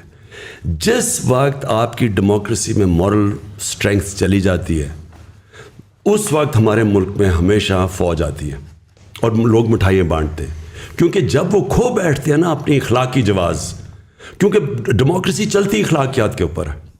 کیوں یہ پہلی دفعہ ہوا ہے کہ ایک دفعہ ایک گورنمنٹ کو گرایا گیا اور لوگ سڑکوں پہ آ گئے؟ کیونکہ ہماری گورنمنٹ نے اخلاقی جواز نہیں کھویا تھا. عمران خان کوئی کرپشن نہیں کر رہا تھا, ہم کوئی یہاں سے پیسے چوری کر کے باہر نہیں لے کے جا رہے تھے. اس لیے لوگوں کو ایک غصہ آیا کہ باہر کی مداخلت اور اندر سے میر جعفروں نے گرا دی, اس لیے پبلک نکلی. تو نمبر 1 ایک چیز پلیز یہ یاد رکھ لیں کہ ویسٹ منسٹر ڈیموکریسی اس لیے چلتی ہے کہ وہاں تصور ہارس ٹریڈنگ کا نہیں ہے. کوئی سوچ ہی نہیں سکتا کہ وہ اپنی ووٹ بیچے گا. ان کی مورل سٹینڈرڈ اتنی آئے ہیں. وہاں ایک ایکسپینسز کا کیس چلا تھا برٹش پارلیمنٹ میں, 4-5 ہزار پاؤنڈ کے اوپر 8-8 10 لاکھ روپے کے ایکسٹرا ایکسپینسز پہ 3 سال کی پارلیمنٹرینز کو جیل دی. اور جج جب جیل میں کہہ رہا تھا تو ان کو اس نے کہا کہ میں تمہیں اس لیے جیل رہا ہوں کیونکہ تم پارلیمنٹ پبلک ریپریزنٹیٹیوز ہو, تمہارا جو مورل سٹینڈرڈ ہے وہ عوام سے زیادہ اوپر ہے. تو اس نے ان کو 3 سال کی جیل ڈال دی. سب سے پہلے یہ یاد رکھیں کہ جو ہمارا ظلم ہوا ہے نا, ہمارا سارا سسٹم ہے, ہمارے اوپر جب کرمنلز آ کے بیٹھ گئے, انہوں نے سارے سسٹم کو پہلے تو ڈسٹروائے کیا. کیونکہ میں کیسے چوری کروں گا اگر نیب انڈیپینڈنٹ فنکشن کر رہی ہے, اگر FBR انڈیپینڈنٹ, FIA قانون کے مطابق چل رہی ہے, میں نہیں کر سکتا. تو مجھے پہلے ان کو اپنے لوگ بٹھا کے ان کو ختم کرنا. اب یہ FIA کو ختم کر رہا ہے نا, 16 ارب کے کیسز ہیں شہباز شریف کے اوپر. آتے ساتھ ہی جو لوگ انویسٹیگیٹر سب کو فارغ کر کے اپنے لوگ اوپر آ کے بٹھا دیے, اب اپنے کیسز صاف کرے گا. اب FIA اس کے بعد کیا کرے گی؟ FIA کی ساری جتنی FIA کی کمپٹنس کریڈیبلٹی ختم ہو جائے گی. اب FIA ایک ٹول بن جائے گا لوگوں کے اوپر جھوٹے کیسز کرنے کا, جو کر رہے ہیں اب ہمارے اوپر. تو نمبر 1 پلیز ایک چیز یہ دیکھیں, قوم میں جو لوگوں کو اس وقت نکالوں گا انشاءاللہ, لوگوں کو میں نے ایک چیز بتانی ہے. جو مدینہ کی ریاست کی بنیاد رکھی گئی تھی ہمارے نبی صلی اللہ علیہ وسلم میں, وہ امر بالمعروف پہ تھے. قوم کو حکم دیا تھا کہ تم نے کھڑا ہونا ہے رائے حق پہ اچھائی کے ساتھ, اور ساری قوم کو حکم دیا تھا تم نے سب نے مل کے برائی کو کنڈیم کرنا ہے. یہ آج آپ اسکینڈینیویا میں چلے جائیں, آج آپ سوئٹزرلینڈ میں چلے جائیں. سوئٹزرلینڈ میں یہ حال ہے کہ آج آپ سڑک پہ چلتے چلتے کاغذ پھینک دینا سڑک پہ, جو شہری ہوگا وہ آ کے کہے گا کہ آپ نے یہ کیا کیا. شہری آپ کے اوپر کہیں گے کہ آپ نے غلط کام کیا ہے. یہ امر بالمعروف تھا. یہ مدینہ کی ریاست اس پہ کھڑی ہوئی تھی. ہمارے ادارے کہتے ہیں کہ جناب ہم نیوٹرل ہیں. نیوٹرل کی اللہ نے اجازت ہی نہیں دی کسی کو. آپ یا حق کے ساتھ کھڑے ہیں یا باطل کے ساتھ کھڑے ہیں, آپ نیوٹرل نہیں ہو سکتے. تو یہ کہنا, آپ دیکھ رہے ہیں بڑے بڑے ڈاکو آ کے اوپر بیٹھ گئے ہیں اور کہ جی میں تو نیوٹرل ہوں. نیوٹرل انسان کو اللہ نے اجازت نہیں دی. آپ جب اگر آپ حق اور باطل کی جنگ میں آپ نیوٹرل ہو جائیں, اس کا مطلب آپ باطل کا ساتھ دے رہے ہیں. اس پہ اگر میں جو پرٹیکولرلی لاسٹ بات ہے آپ کی, کہ اگر آپ ادارے نیوٹرل ہیں, نظام کرپٹ ہے, اوپر آ کے یہ دوسری ایک گورنمنٹ ہے, آپ کہہ رہے ہیں کہ وہ آ کے اپنے بندے بٹھا رہے ہیں, ECP کے چیئرمین آپ کہہ رہے ہیں کہ جی اینٹائی PTI ہیں. یعنی ECP کا جو الیکشن کمیشن کا جو چیئرمین ہے, یہ اس سے زیادہ بائسڈ آدمی آیا ہی نہیں ہے پاکستان میں. اس سے سب سے بڑی بات میں آپ کو بتاؤں, جب عدالت کے اندر انہوں نے اس نے جا کے اسٹیٹمنٹ دی جی 7 مہینے سے پہلے میں الیکشن نہیں کروا سکتا, عدالت کو اس دن اس کو فارغ کر دینا چاہیے تھا. کانسٹیٹیوشن کے اندر لکھا ہوا ہے کہ 3 مہینے میں الیکشن کمیشن نے الیکشن کروانے کی تیاری رکھنی چاہیے. 90 ڈیز سے زیادہ اگر گورنمنٹ آج جاتی ہے تو 90 ڈیز میں آپ کو الیکشن کروانا ہے. یہ کس منہ سے کہہ رہا تھا مجھے 7 مہینے دو؟ اس کا مطلب کہ یہ کمپٹنٹ, اس کو اس دن سیک کر دینا چاہیے تھا. اس نے اس لیے کیا کیونکہ اس نے یہ گورنمنٹ کا موقف جو تھا شہباز شریف وغیرہ کا کہ جناب ابھی الیکشن نہیں ہونے چاہیے, تو اس نے ان کا ساتھ دیا ہے. نہیں بٹ سو مائی کوشچن ہے کہ میں کہتا ہوں ٹھیک ہے ای سی پی یا الیکشن کمیشن کے چیئرمین جو ہیں وہ بھی بائسڈ ہیں, آپ کے جو ہیں وہ ادارے بھی نیوٹرل ہیں, پبلک سپورٹ ہے undoubtedly, and we've seen that in جلساز throughout Pakistan as well, and social media کے اوپر بڑا ایویڈنٹ ہے. What makes you so sure کہ آنے والی الیکشن جو ہے وہ آپ you even have a fighting chance then, because lot of your supporters are just like کہ یار فائدہ ہی نہیں ہے, یہ تو ٹائم ضائع ہے, یہ تو ٹھیک ہے ہم ساری اپنی نوائز نکال لیں گے, لیکن at the end of the day جب پورا نظام اگر کرپٹ ہے تو what's is it even worth fighting for? نظام میں انسان بیٹھے ہوئے ہیں, وہ سارے انسانوں کے گھروں میں بیوی بچے ہیں, وہ سارا اس وقت جو بیوی بچے ہیں وہ سارے کھڑے ہو گئے ہمارے ساتھ آ کے. یہ جو پبلک ہے ان کے اندر اس طرح اتنا بڑا چینج آیا ہے کہ کوئی بھی نہیں ایکسپیکٹ کر رہا تھا. جو سازش کر رہے تھے وہ یہ ایکسپیکٹ ہی نہیں کر رہا تھا کہ اس طرح پبلک سڑکوں پہ کھڑی ہو جائے گی. انہوں نے تو سوچا تھا مٹھائی بانٹنے کی. انہوں نے کیا انہوں نے ایک کیریکٹر اسیسینیشن پوری کیمپین تیار کی. انہوں نے کرنا کیا تھا, انہوں نے کہنا تھا جیسے اس کو ہٹانا ہے, پہلے تو لوگوں نے کہنا ہے کہ اتنا ان پاپولر ہو گیا کیونکہ انہوں نے میڈیا پہ پوری کیمپین چلائی ہوئی تھی. مصدق کے اگینسٹ پہلے میڈیا پہ کیمپین چلی تھی, پیسے CIA نے پیسے خرچ کر کے کیمپین چلائی تھی. اور جب وہ کیمپین چل پڑی, پھر جب اس کو ہٹانا تھا تو لوگوں نے خوش ہونا تھا, اور پھر اس کی باقاعدہ کیریکٹر اسیسینیشن کرنی تھی جو انہوں نے تیار کی ہوئی ہے کیمپین. یہ ایکسپیکٹ ہی نہیں کر رہے تھے کہ پبلک اس طرح کھڑی ہو جائے گی. تو یہ خود شوق میں, اور یہ بھی نہیں ایکسپیکٹ کر رہے تھے کہ اداروں کے اندر لوگ سارے ہمارے ساتھ کھڑے ہو گئے ہیں. اس وقت اداروں کے اندر ان کے فیملیز سارے آج کھڑے ہیں. میں کیوں سمجھتا ہوں کہ اس وقت جو چینج آئے گا, یہ میں پہلی دفعہ اپنے 26 سال کی پالیٹکس میں, بلکہ اپنی زندگی میں نے کبھی اتنا بڑا چینج جو اب آ رہا ہے میں نے کبھی ایسا نہیں دیکھا. خان صاحب, ابھی آپ مورل اسٹینڈنگ کی بات کر رہے تھے, مجھے تھوڑا چیزوں کو گراس روٹ پہ اس پرسپیکٹو سے دیکھنا مجھے ذرا پریفر کرتا ہوں. مورل اسٹینڈنگ آتی ہے اچھی تربیت سے, اس میں آپ کی ہر چیز انوالو ہو جاتی ہے. آپ کے گھر میں کیا تربیت دی جا رہی ہے, آپ کے اسکول میں, تعلیمی اداروں میں, آپ کے مدرسوں میں, جہاں سے بھی آپ تعلیم لے رہے ہیں. آپ اگر آج دیکھیں جین زی جو ہے, میں ان سے ذرا تعلق بہت کلوزلی کنیکٹیڈ رہتا ہوں ان کے ساتھ میں. آپ ٹی وی کے چینلز گھمائیں, پورے 70 چینل جتنے بھی ہیں, آپ کو بچوں کا ایک کانٹینٹ نہیں دکھتا. And I think we owe it to the children, کیونکہ ہم نے اپنی جیسی زندگی گزار لی. یہ آپ جو بھی جد و جہد کر رہے ہیں آپ آنے والی نسلوں کے لیے کر رہے ہیں, رائٹ؟ وہ کہتے ہیں نا, you never get to experience the shade of the tree that you plant. تو کسی بھی چینل پہ بچوں کا کوئی بھی پروگرام نہیں آتا, اور نہ ہی کوئی سائنس کا پروگرام آتا ہے. کسی زمانے میں نیشنل جیوگرافک اور ڈسکوری آتے تھے ہندی میں, لیکن چونکہ وہ ہندی میں آتے تھے تو وہ ہندو کنسیڈر کیے گئے, وہ بین ہو گئے. بچے ہی مانگتے ہیں انسپریشن. ظاہر ہے بچوں نے, بہت سارے بچوں نے آپ کو دیکھا, انسپائر ہوئے, آج وہ ٹیم میں کھیل رہے ہیں, ماشاء اللہ اچھی پرفارمنس کر رہے ہیں. تو جب آپ کے پاس ہیروز بھی نہیں ہوں گے, آپ ان کو کوئی انسپریشنل کانٹینٹ بھی نہیں دکھائیں گے, آپ ان کو چاہے وہ ریلیجیس کانٹینٹ ہو یا سائنٹیفک کانٹینٹ ہو. میری فواد چودھری صاحب سے بھی اس معاملے میں ڈسکشن ہوئی تھی جب وہ منسٹری آف سائنس ہیڈ کرے, تو ان کو آئیڈیاز اچھے لگے, مگر وہ ظاہر بات ہے کہ ہماری جو بھی گورنمنٹ آتی ہے وہ اپنا سارا ٹائم لڑائی میں نکال دیتی ہے, اور وہ کام ہو نہیں پاتا. وہ اپنے آپ کو بچانے میں پورا ٹائم نکل جاتا ہے. پہلا سال سمجھ آتا ہے, آخری سال الیکشن کی تیاری تھی, بیچ میں جو 3 سال ہوتے ہیں اس میں بھی کووڈ آ گیا. تو اس طرح کی کوئی بھی چیز جو ہے آپ دیکھیں نہیں نظر آ رہی. اور یہ آئی تھنک ہمیں آج اس چیز کا اندازہ نہیں ہو رہا, لیکن ان دا کمنگ 10-20 ایئرس آپ اگر چائنا کی مثال دیکھیں, چائنا میں جو ہے ٹک ٹاک پہ باقاعدہ میتھ کے سوال آتے ہیں, بچوں کو کوئز کرواتے ہیں. انڈیا میں آپ دیکھ لیں بہت انسپائرنگ کانٹینٹ بنایا جاتا ہے, چاہے وہ یوٹیوب کا ہو, چاہے وہ ٹی وی کا ہو, ان کی even film industry soft power کے تھرو. تو یہ ایک بہت بڑا گیپ ہے, and I think we owe it to the children of this country. تو جو موریلٹی ہے نا اور ایتھکس, یہ ساری چیزیں میں نے جب مدینہ کی ریاست کی بات کرتا ہوں تو یہ ایک بڑا کیئرفلی ہمارے نبی صلی اللہ علیہ وسلم نے لوگوں میں کلٹیویٹ کیا تھا. میں نے رحمۃ للعالمین اتھارٹی بنائی. وہ کیوں بنائی؟ اس کا صرف ایک مقصد تھا کہ لوگوں کو سیرت نبی سے ان کی ایتھکس امپروو کریں.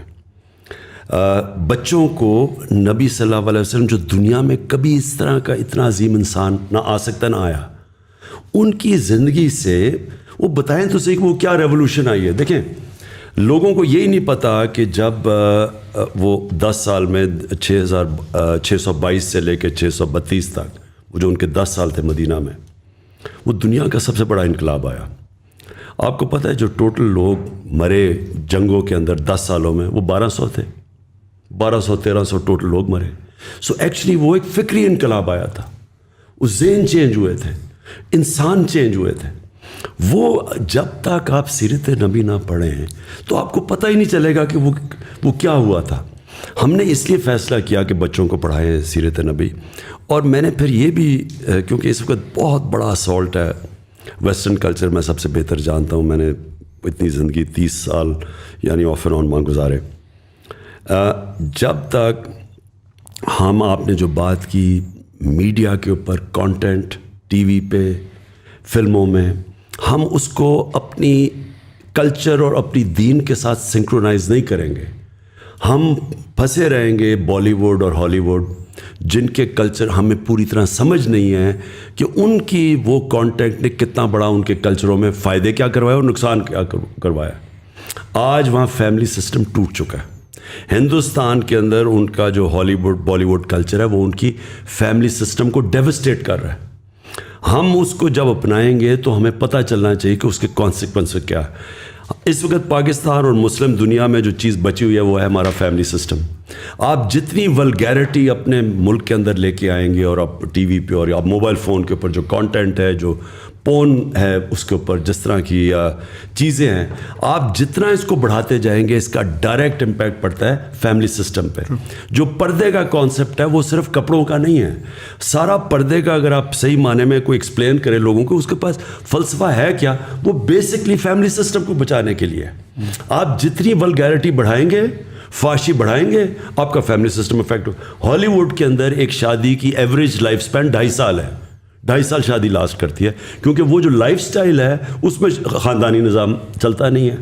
تو میں یہ چاہتا تھا کہ پہلے تو ہم بچوں کی تربیت کروائیں اسکولوں سے سیرت نبی سے, کیونکہ انہوں نے مدینہ میں یہی امر بالمعروف اس کی بیسس رکھی تھی سوسائٹی میں. سیکنڈلی ہم کاؤنٹر کریں, جس طرح میں وہ ترکی کا جو سیریل تھا ٹی وی ارطغرل, اس کو میں جو یہاں لے کے آیا تھا پریزیڈنٹ اردوغان سے بات کر کے, اس کا مقصد یہ تھا کہ ہم آلٹرنیٹ لوگوں کو دکھائیں کہ ایک ایسا کلچر ہے جس میں یہ سارا جو فحاشی ہے, جو یہ بالی ووڈ وغیرہ جو گند ہے بالکل, جو تباہی کر رہا ہے, وہ ادھر بھی تباہی کر چکا ہے. ہالی ووڈ کے اندر جو ہم نے اپنی پہلے ایڈلٹس ہوتی تھیں 50 سال فلم کیا ہوتی تھی, اور آج آپ دیکھ لیں اور اس کا ایفیکٹ دیکھ لیں معاشرے میں. تو ہمیں دیکھیں کلچر ایکسچینج ہمیشہ ہوتا ہے, لیکن ایک ملک میں ایبلٹی ہونی چاہیے کہ کون سی کلچر کی چیزیں ہم نے لینی ہے اور کون سی نہیں لینی. آپ اگر پوری طرح چیزیں لے آئیں گے, اس کا جو آپ کو کانسیکوینسز ہی نہیں پتا کہ آپ کی سوسائٹی میں کیا ہو. اس کا سب سے بڑا آج کانسیکوینس ہے کہ آپ فاسٹسٹ رائزنگ کرائم آج پاکستان میں, جب میں نے آئی جیز بلا کے ان سے چیک کیا تو چائلڈ ابیوس اور ریپ یہ سب سے تیزی سے بڑھ رہی ہے پاکستان میں کرائم. سو خان صاحب, جیسے آپ نے ذکر کیا کہ دوبارہ گورنمنٹ میں ہم میجورٹی میں آتے ہیں, لیکن جس طرح کا وہی والی بات جو مزمل نے کی کہ جس طرح کا نظام آلریڈی چل رہا ہے, مطلب اس میں آ کے پولیس ریفارمز کیسے ہو سکتی ہیں؟ مطلب آپ کے دور میں بھی 6 سے زیادہ آئی جیز پنجاب میں بار بار لوگ چینج ہو رہے ہیں, منسٹریز میں چینج ہو رہے ہیں. سو اس دفعہ ایسی کیا چیز ہے جو ڈفرینٹ ہوگی؟ اور اس سے بھی زیادہ اگر آپ جو اداروں والی سائڈ ہے وہ مطلب آپ کے خیال سے وہ ابھی بھی نیوٹرل ہی رہیں گے جب آپ آتے ہیں, یا وہ آپ کو سپورٹ کریں گے؟ اور ایک بہت بڑا جو نیریٹو پچھلے 60 سالوں سے پاکستان میں کہ جی ان کی سپورٹ کے بغیر تو آپ آ ہی کوئی نہیں سکتا. سو جتنی مرضی آپ کے پاس پبلک آ جاتی ہے, ڈو یو فیل لائک کہ یو ول کم بیک؟ دیکھیں اس کو جب پبلک اس طرح موبلائز ہو جائے نا, دنیا کی تاریخ بتاتی ہے اس کو کوئی نہیں روک سکتا. میں نے تو ایک دفعہ اس طرح کی موبلائزیشن دیکھی تھی, اور اس میں کوئی شک نہیں کہ تب واقعی ایک فری اینڈ فیئر الیکشن ہوا تھا 1970 میں ذوالفقار علی بھٹو کا.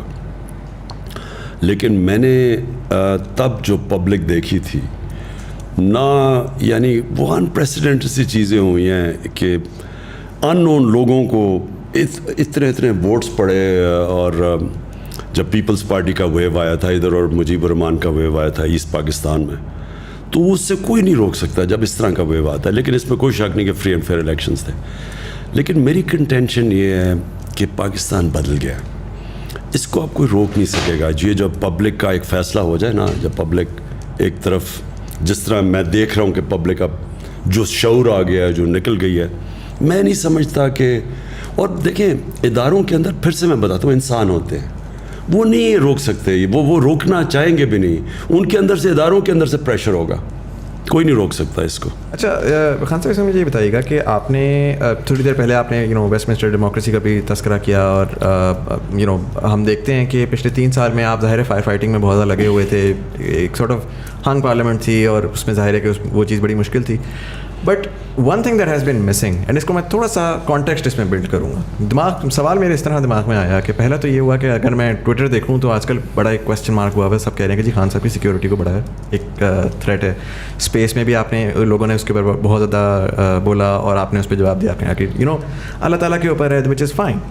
But the way that I see it, I feel like کہ right now it's literally Imran Khan اور نتھنگ, رائٹ. اینڈ جب آپ نے ایک اتنی بڑی پارٹی بنائی, 26 سال کی آپ کی جدوجہد ہے, آپ نے اس پارٹی کو اسٹرکچر اور کانسٹیٹیوشن پراپرلی دے کر اس کو انفورس کیوں نہیں کیا؟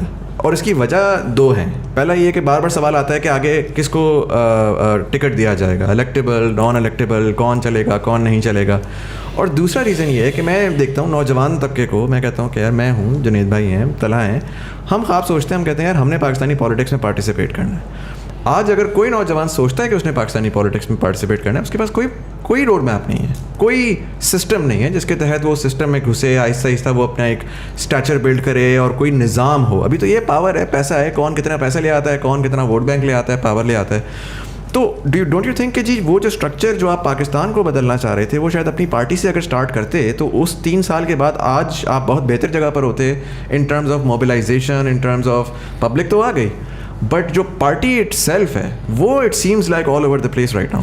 دیکھیے مزامل, ایک چیز میں آپ کو بتاؤں کہ میں تو ایک آئیڈیلسٹ ہوں, اور پہلے دن سے میں نے سوچا تھا کہ ہماری پارٹی, ہم الیکشنز کروائیں گے اور ایک نئی لیڈرشپ لے کے آئیں گے, اور وہ لے آئے ہم. ہمیں مراد سعید, کون سوچ رہا تھا کہ وہاں اتنے بڑے خان تھے مالاکنڈ میں, اور مراد سعید اوپر آ جائے گا. اور اسی طرح علی محمد ہوا, یا ایک شاہد ہے ہمارا, شاہد ادھر کرک سے, وہ کھڑا ہو گیا, شاہد خٹک, وہ ہمارا ایک انصاف اسٹوڈنٹ فیڈریشن سے ISF نکل کے وہ بن گیا ہے. یہ سارے نیچے سے آئے ہوئے ہیں. فاروق حبیب ہے ہمارا جو منسٹر یہ بنا ہے, یہ سارے اسٹوڈنٹ پالیٹکس سے آئے ہیں اوپر. یعنی یہ پہلی دفعہ ہم نے جو شروع کی. تو دیکھیں ہماری واحد پارٹی ہے جو کہ ایک فیملی پارٹی نہیں ہے. باقی نون لیگ, پیپلز پارٹی, ان کے سوائے ان کے خاندان کے کوئی اوپر ہی نہیں آ سکتا. یہاں باپ بن گیا پرائم منسٹر, بیٹا بن گیا چیف منسٹر. یہ مذاق ہے ملک کے ساتھ. دونوں ضمانت پہ بھی ہیں, اوپر سے کرپٹ بھی دونوں ہیں. اور جو وہ چاچا ہے وہ یعنی جو اس کا دوسرا بھائی ہے وہ کانوکٹ ہے, وہ ملک سے بھاگا ہوا ہے.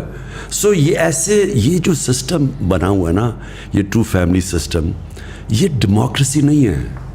یہ this is even worse than kingship, right. But sorry میں آپ کی بات کر رہا ہوں کہ میں ایڈ کر دوں نا. دیکھیں میں صرف آپ کو, لیکن جو ہم چاہتے تھے نا کہ ہماری پارٹی میں, ہم واحد پارٹی ہے جس نے بہت بڑا الیکشن کروایا اپنی پارٹی میں, لیکن وہ جو الیکشن تھا, جو سسٹم ہم نے پہلی دفعہ کیا الیکشن کا سسٹم, اس کے اندر ہمیں بڑے پرابلمز آئے, کیونکہ یہاں تو کوئی ٹریڈیشن ہی نہیں ہے پارٹی پہ الیکشنز کروانے کی.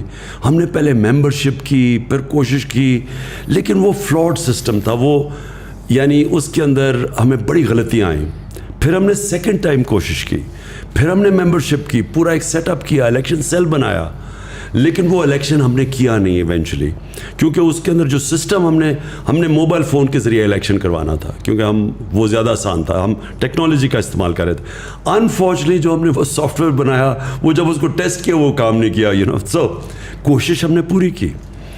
میں صرف آپ کو یہ کہنا چاہتا ہوں کہ پاکستان میں اس وقت یہ سیکنڈ چیز ہے کہ اس میں کوئی شک نہیں کہ اس وقت عمران خان ہے اور PTI ہے, لیکن یہ جو اس وقت ہم جس میں پڑے ہوئے ہیں نا, اس وقت میری پارٹی الیکشن سے زیادہ امپورٹنٹ یہ ہے کہ سارا کرپٹ سٹیٹس کو ایک طرف ہے اور عمران خان اور PTI ایک طرف ہے. سر لیکن اگر اس میں خدا نہ خواستہ عمران خان کو نکال دیں تو پھر PTI کس جگہ پہ کھڑی ہوگی؟ کوئی اور لیڈر بن جائے گا PTI میں, اور ہم چاہیں گے کہ وہ ایک پوری ممبرشپ ووٹ کرے ایک لیڈر کو, ہم کر دیں گے. وہ ہم ممبرشپ تو کر رہے ہیں, پھر سے ممبرشپ کیمپین کر رہے ہیں. ان سے کہیں گے ڈائریکٹ الیکٹ کرے ایک لیڈر کو, ساری پارٹی الیکٹ کرے بجائے انڈائریکٹ الیکشن سے. لیکن دیکھیں زندگی کا تو کسی کو بھی نہیں پتہ ہوتا, ہمیں یہ نہیں پتا کہ ہم آج کل زندہ ہیں یا نہیں ہیں. لیکن یہ میں آپ کو کہہ دوں کہ اس وقت جو بیٹل ہے وہ پاکستان کے اندر کبھی اس طرح کی کلیئر ڈیوائیڈ نہیں آ گئی. سارے یہ ڈاکو 30 سال سے جو چوری کر رہے تھے ایک طرف کھڑے ہو گئے, اور تحریک انصاف ایک طرف کھڑی ہو گئی, اور پاکستان کی عوام ہمارے ساتھ ہے. اور یہ جو الیکشن ہوگا یہ پاکستان کی تاریخ میں ایک ایسا الیکشن ہونے جا رہا ہے جو شاید دنیا میں بڑے کم ملکوں کے اندر ہو, اور اسی الیکشن میں پاکستان ایک قوم بننے جا رہی ہے. دیکھیں یہ سارے ملک میں ایک آیا. اب کراچی میں بھی کس پاکستان کی پارٹی نے 10 دن میں پشاور کا سب سے تاریخی جلسہ کیا, کراچی کا تاریخی کیا, اور مینار پاکستان بھر دیا. انہوں نے 11 پارٹیز نے مل کے مینار پاکستان کا 5% نہیں بھرا. اس باری اتنا بڑا کراؤڈ آیا کہ باہر بھی لوگ اندر ہی نہیں گھس سکے. سو دیئرفور یہ ایک یونیک چینج آ رہا ہے پاکستان میں. تو میں نے جب آپ نے کہا نا مکس فیلنگ شروع میں کہ آپ کو ہٹنے سے کیا ہوا, ایک طرف تو مجھے یہ جو سازش کامیاب ہوتے ہوئے میں تو شوق میں چلا گیا کہ ساری ایک پورے اتنے زیادہ لوگوں کو اکٹھا ہونا تھا مجھے شکست دینے کے لیے. دوسری طرف جو قوم کھڑی ہوئی ہے, میں تو سمجھتا ہوں اس سے خوشائن چیز ہو ہی نہیں سکتی تھی ہمارے ملک سے. اچھا سر, اس میں ابھی آج کی خبر ہے کہ مریم اورنگزیب نے کمیشن اسینچلی اناؤنس کیا ہے آن دا سائفر, جو آپ کا جس کی بیسس کے اوپر فورن کنسپیریسی کا آپ کہتے ہیں. تو do you think that's a good thing considering کہ پبلک بھی شاید دیکھ لے گی کہ ایگزیکٹلی کیا ہے اور کس طرح سے. یہ ایسے ہی ہے کہ شہباز شریف کے 16 ارب روپے کے کیسز ہیں کرپشن کے, منی لانڈرنگ کے FIA کے اندر, اور اب وہ FIA کے اندر وہ سارے آفیسرز ڈال کے اپنے آفیسرز اپوائنٹ کر رہا ہے. یعنی جو انوالوڈ ہو وہ کیسے فیصلے کر سکتا ہے؟ گورنمنٹ تو انوالوڈ ہے ساری کانسپریسی میں. صرف ایک ہم کمیشن مانتے ہیں, وہ چیف جسٹس کے نیچے ہو, اور اس کے اندر کنڈیشن یہ ہے کہ اس کی اوپن ہیئرنگ ہو, بالکل ان کیمرہ ہیئرنگ نہ ہو. سارے میڈیا کے سامنے وہ کمیشن بیٹھے اور وہ پھر اس کی پوری ہیئرنگ کرے کہ یہ شروع سے لے کے اینڈ تک کیا ہوا تھا. خان صاحب, ابھی آپ نے جلسوں کی بات کی اور آپ نے کافی سکسیزفل جلسے ایک ہی ہفتے میں 3 میجر سٹیز میں کیے. کراچی والا بھی ظاہر بہت بڑا تھا. کراچی کی عوام جو ہے they very disappointed because وہ ایک اتنا بڑا شہر ہے, ہمارا فائنینشیل ہب ہے, اور وہ ایک بارش کی مار ہے اور پورا شہر کا نظام دھرم بھرم ہو جاتا ہے. اس کے باوجود کراچی نے ووٹ بھی آپ کو دیا, اور آپ کے فیس پہ ایسی جگہ ووٹ دیا کہ جہاں بنتا نہیں تھا, لیکن وہ ظاہر they were looking at a bigger picture. مگر اس کے باوجود بھی مسئلہ یہاں آتا ہے کہ even if you want to do something, وہ پھر 18ویں ترمیم آ جاتی ہے اور صوبائی گورنمنٹ آ جاتی ہے. تو اور میں بات کروں بہت بیسک چیزوں کی, بیسک انفراسٹرکچر کی, کوئی ٹرانسپورٹ کا نظام ہو, کوئی سڑکیں سیدھی ہو جائیں, کوئی اسٹریٹ لائٹ ہی لگ جائے. اسٹریٹ کرائم اتنا پریویلنٹ ہے اور اتنا ایسا لگتا ہے کہ بہت لالس, وہ جو پرانی فلموں میں ویسٹرن موویز میں ہوتا تھا, کوئی بھی آیا گولی مار کے چلا جاتا ہے, مطلب یہ بہت کیجول ہو گیا ہے. تو کراچی کی عوام کیا ایکسپیکٹ کر سکتی ہے اگر آپ if you are in power again? دیکھیں, سب سے پہلے تو کراچی کا سب سے بڑا مسئلہ یہ ہے کہ پاکستان کی تاریخ کی جو سب سے کرپٹ گورنمنٹ ہے وہ ہے پیپلز پارٹی کی گورنمنٹ. ایک تو وہ گورنمنٹ پاور میں رہی ہے اور 14 سال ہو گئے اس گورنمنٹ کو. اس 14 سال میں انہوں نے کراچی کو نقصان تو پہنچایا ایک طرف, لیکن دوسری طرف انہوں نے جو ادارے تباہ کیے, جو پولیس کے اندر غلط بھرتیاں کیں, پولیس میں یعنی سندھ کی پولیس کے اندر انہوں نے کرپٹ ترین لوگوں کو رکھا ہوا ہے کیونکہ خود کرپٹ ہے. اس سے کیا ہوا ہے؟ سب سے پہلے تو کراچی میں جو لالسنس ہے, اگر آج رینجرز آپ ہٹا دیں تو کراچی تو فری فار آل ہو جائے. جو بھی تھوڑا بہت قانون ہے وہ جو لا اینڈ آرڈر ہے وہ رینجرز کی وجہ سے. اس کا مطلب گورنمنٹ تو فیل ہو گئی. اس کا مطلب جو کام گورنمنٹ کا تھا یہ رینجرز کا تو کام لا اینڈ آرڈر نہیں ہے. لیکن اس سے سب سے بڑی چیز یہ ہے کہ دیکھیں کراچی جس طرح لاہور ہے, جس طرح اسلام آباد ہے, جو بڑے بڑے شہر ہیں, جس طرح پشاور ہے, ملتان ہے, جب تک یہاں سٹی گورنمنٹس نہیں بنیں گے, جس طرح لنڈن کیا, لنڈن میئر ہے, وہ پوری ایک گورنمنٹ ہوتی ہے. لنڈن کو چلانے کے لیے ایک سپریٹ گورنمنٹ ہوتی ہے, وہ ڈائریکٹلی الیکشن سے وہ آتی ہے. ہم نے جو لوکل گورنمنٹ سسٹم بنایا ہے اس میں ڈائریکٹلی الیکٹڈ میئرز ہوں گے, ناظم ہوں گے, جو کہ پورے شہر کو ان کی کیبنٹ چلائے گی اس شہر کو. وہ جب تک ہم وہ سسٹم نہیں لے آئیں گے, وہ اپنے پیسے خود اکٹھے کریں گے, ریونیو اکٹھا کرنا ان کا کام ہوگا, ان کے اندر ایکسپرٹس بیٹھے ہوں گے جو پانی کے بھی ایکسپرٹ ہوں گے, سوریج سسٹم کے بھی ہوں گے, پولیس ان کے نیچے ہوگی. جب تک ایک بڑے شہروں کو آپ جس طرح نیو یارک چلتا ہے, جس طرح لنڈن چلتا ہے, پیرس چلتا ہے, تہران چلتا ہے, آپ آج تہران چلے جائیں, سینکشنز کے باوجود جو آپ تہران کی فنکشننگ دیکھیں گے آپ حیران ہو جائیں گے کہ وہ لگے گا امیر ترین ملک لگتا ہے, وہ سارا صاف ستھرا شہر, ماڈرن سٹی, کیونکہ ان کی تہران کی اپنی گورنمنٹ ہے, وہ اپنے پیسے اکٹھے کرتی ہے. ہمارا کیا پرابلم ہے کہ ہم جو بجٹ ہے پروونس کا اس سے ہم شہروں کو فنڈ کرنے کی کوشش کرتے ہیں. وہ یا تو وہ شہباز شریف کے زمانے میں کہ سارا 56% بجٹ پنجاب کا آپ لگا دیں لاہور کے اوپر اور وہ باقی سارا پیچھے رہ جاتا ہے, یا سندھ میں دیکھ لیں وہ سارا جو مین بجٹ ہے وہ انٹیریئر سندھ میں, کیونکہ وہاں سے ووٹ لے کے آتے ہیں, کراچی کو پیسے نہیں ملتے, کراچی کھنڈر بن چکا ہے. تو اس کا صرف ایک نتیجہ ہے کہ ان شہروں کو ان کی اپنی الیکٹڈ, ایک ڈائریکٹلی الیکٹڈ ان کا میئر بنے, ناظم بنے, وہ پھر اپنی کیبنٹ بنائے اور وہ پھر اس کو چلانے کے لیے اور اب چلائے بھی اور پیسے بھی اکٹھے کرے, وہی ذمہ دار ہو. آپ یقین نہیں کریں گے, میں جب بھی اسلام آباد یا لاہور آتا ہوں میں اکثر لوگوں کو دیکھتا ہوں باہر سے ہاتھ ڈال کے گیٹ کنڈی کھول کے چلے جاتے ہیں. ہمیں گلی کے کونے سے پہلے فون کر دینا ہوتا ہے کہ گیٹ پہ آ جاؤ, کیونکہ وہ جو تھوڑی دیر آپ کی گاڑی کھڑی ہوتی ہے اور گیٹ کھلتا ہے اس میں ٹرانزیکشن ہو جاتی ہے. تو مطلب ہمارے لیے اتنا ایلین کانسیپٹ ہے کہ اے ٹی ایم کے اندر بندہ جاتا ہے نا تو باہر والا اندر والے سے ڈر رہا ہوتا ہے, اندر والا باہر والے سے ڈر رہا ہوتا ہے. نہیں تو جب اوپر گورنمنٹ کرمنلز کی ہو, آپ دیکھیں نا ان کے سارے زرداری کے اوپر کرپشن کیسز, وہ ضمانت پہ ہے, چیف منسٹر ہے وہ اس کے اوپر کرپشن کیسز ہیں, وہ جان کے. اب میں پھر سے یہ کہتا ہوں کہ ان 3.5 سال میں سارے کیسز تو پرانے بنے ہوئے تھے, ہم نے تو بنائے نہیں, ان کو پکڑائی کسی نے نہیں. جو سسٹم تھا وہ ایکسیپٹ کرتا ہے کرپشن آف دا پاورفل, طاقتور کی کرپشن, جو ہمارا انصاف کا جو بھی طاقتور جن کے ہاتھ میں تھا وہ اس کو اتنا برا نہیں سمجھتے, وہ ایکسیپٹ کر جاتے ہیں. تو جب وہ اوپر بیٹھ جائے تو آپ کیا سمجھیں گے کہ تھانہ دار ایماندار بن جائے گا. So just adding to that, پچھلے 3 سالوں میں بھی ہم نے کوئی دیکھا نہیں کہ کوئی کسی بندے کو پراپر سزا ہوئی ہو. شروع میں آپ نے وعدہ کیا تھا کہ ہم بلینز آف ڈالرز واپس لائیں گے. اب آئی تھنک شروع میں آپ نے ذکر کیا کہ ججز ایسے بیٹھے ہوئے ہیں, نیب میں ایسے لوگ ہیں, بٹ جب آپ کی گورنمنٹ تھی تو آپ اگر ان کو ریپلیس کر کے اپنے بندے لاتے ہیں.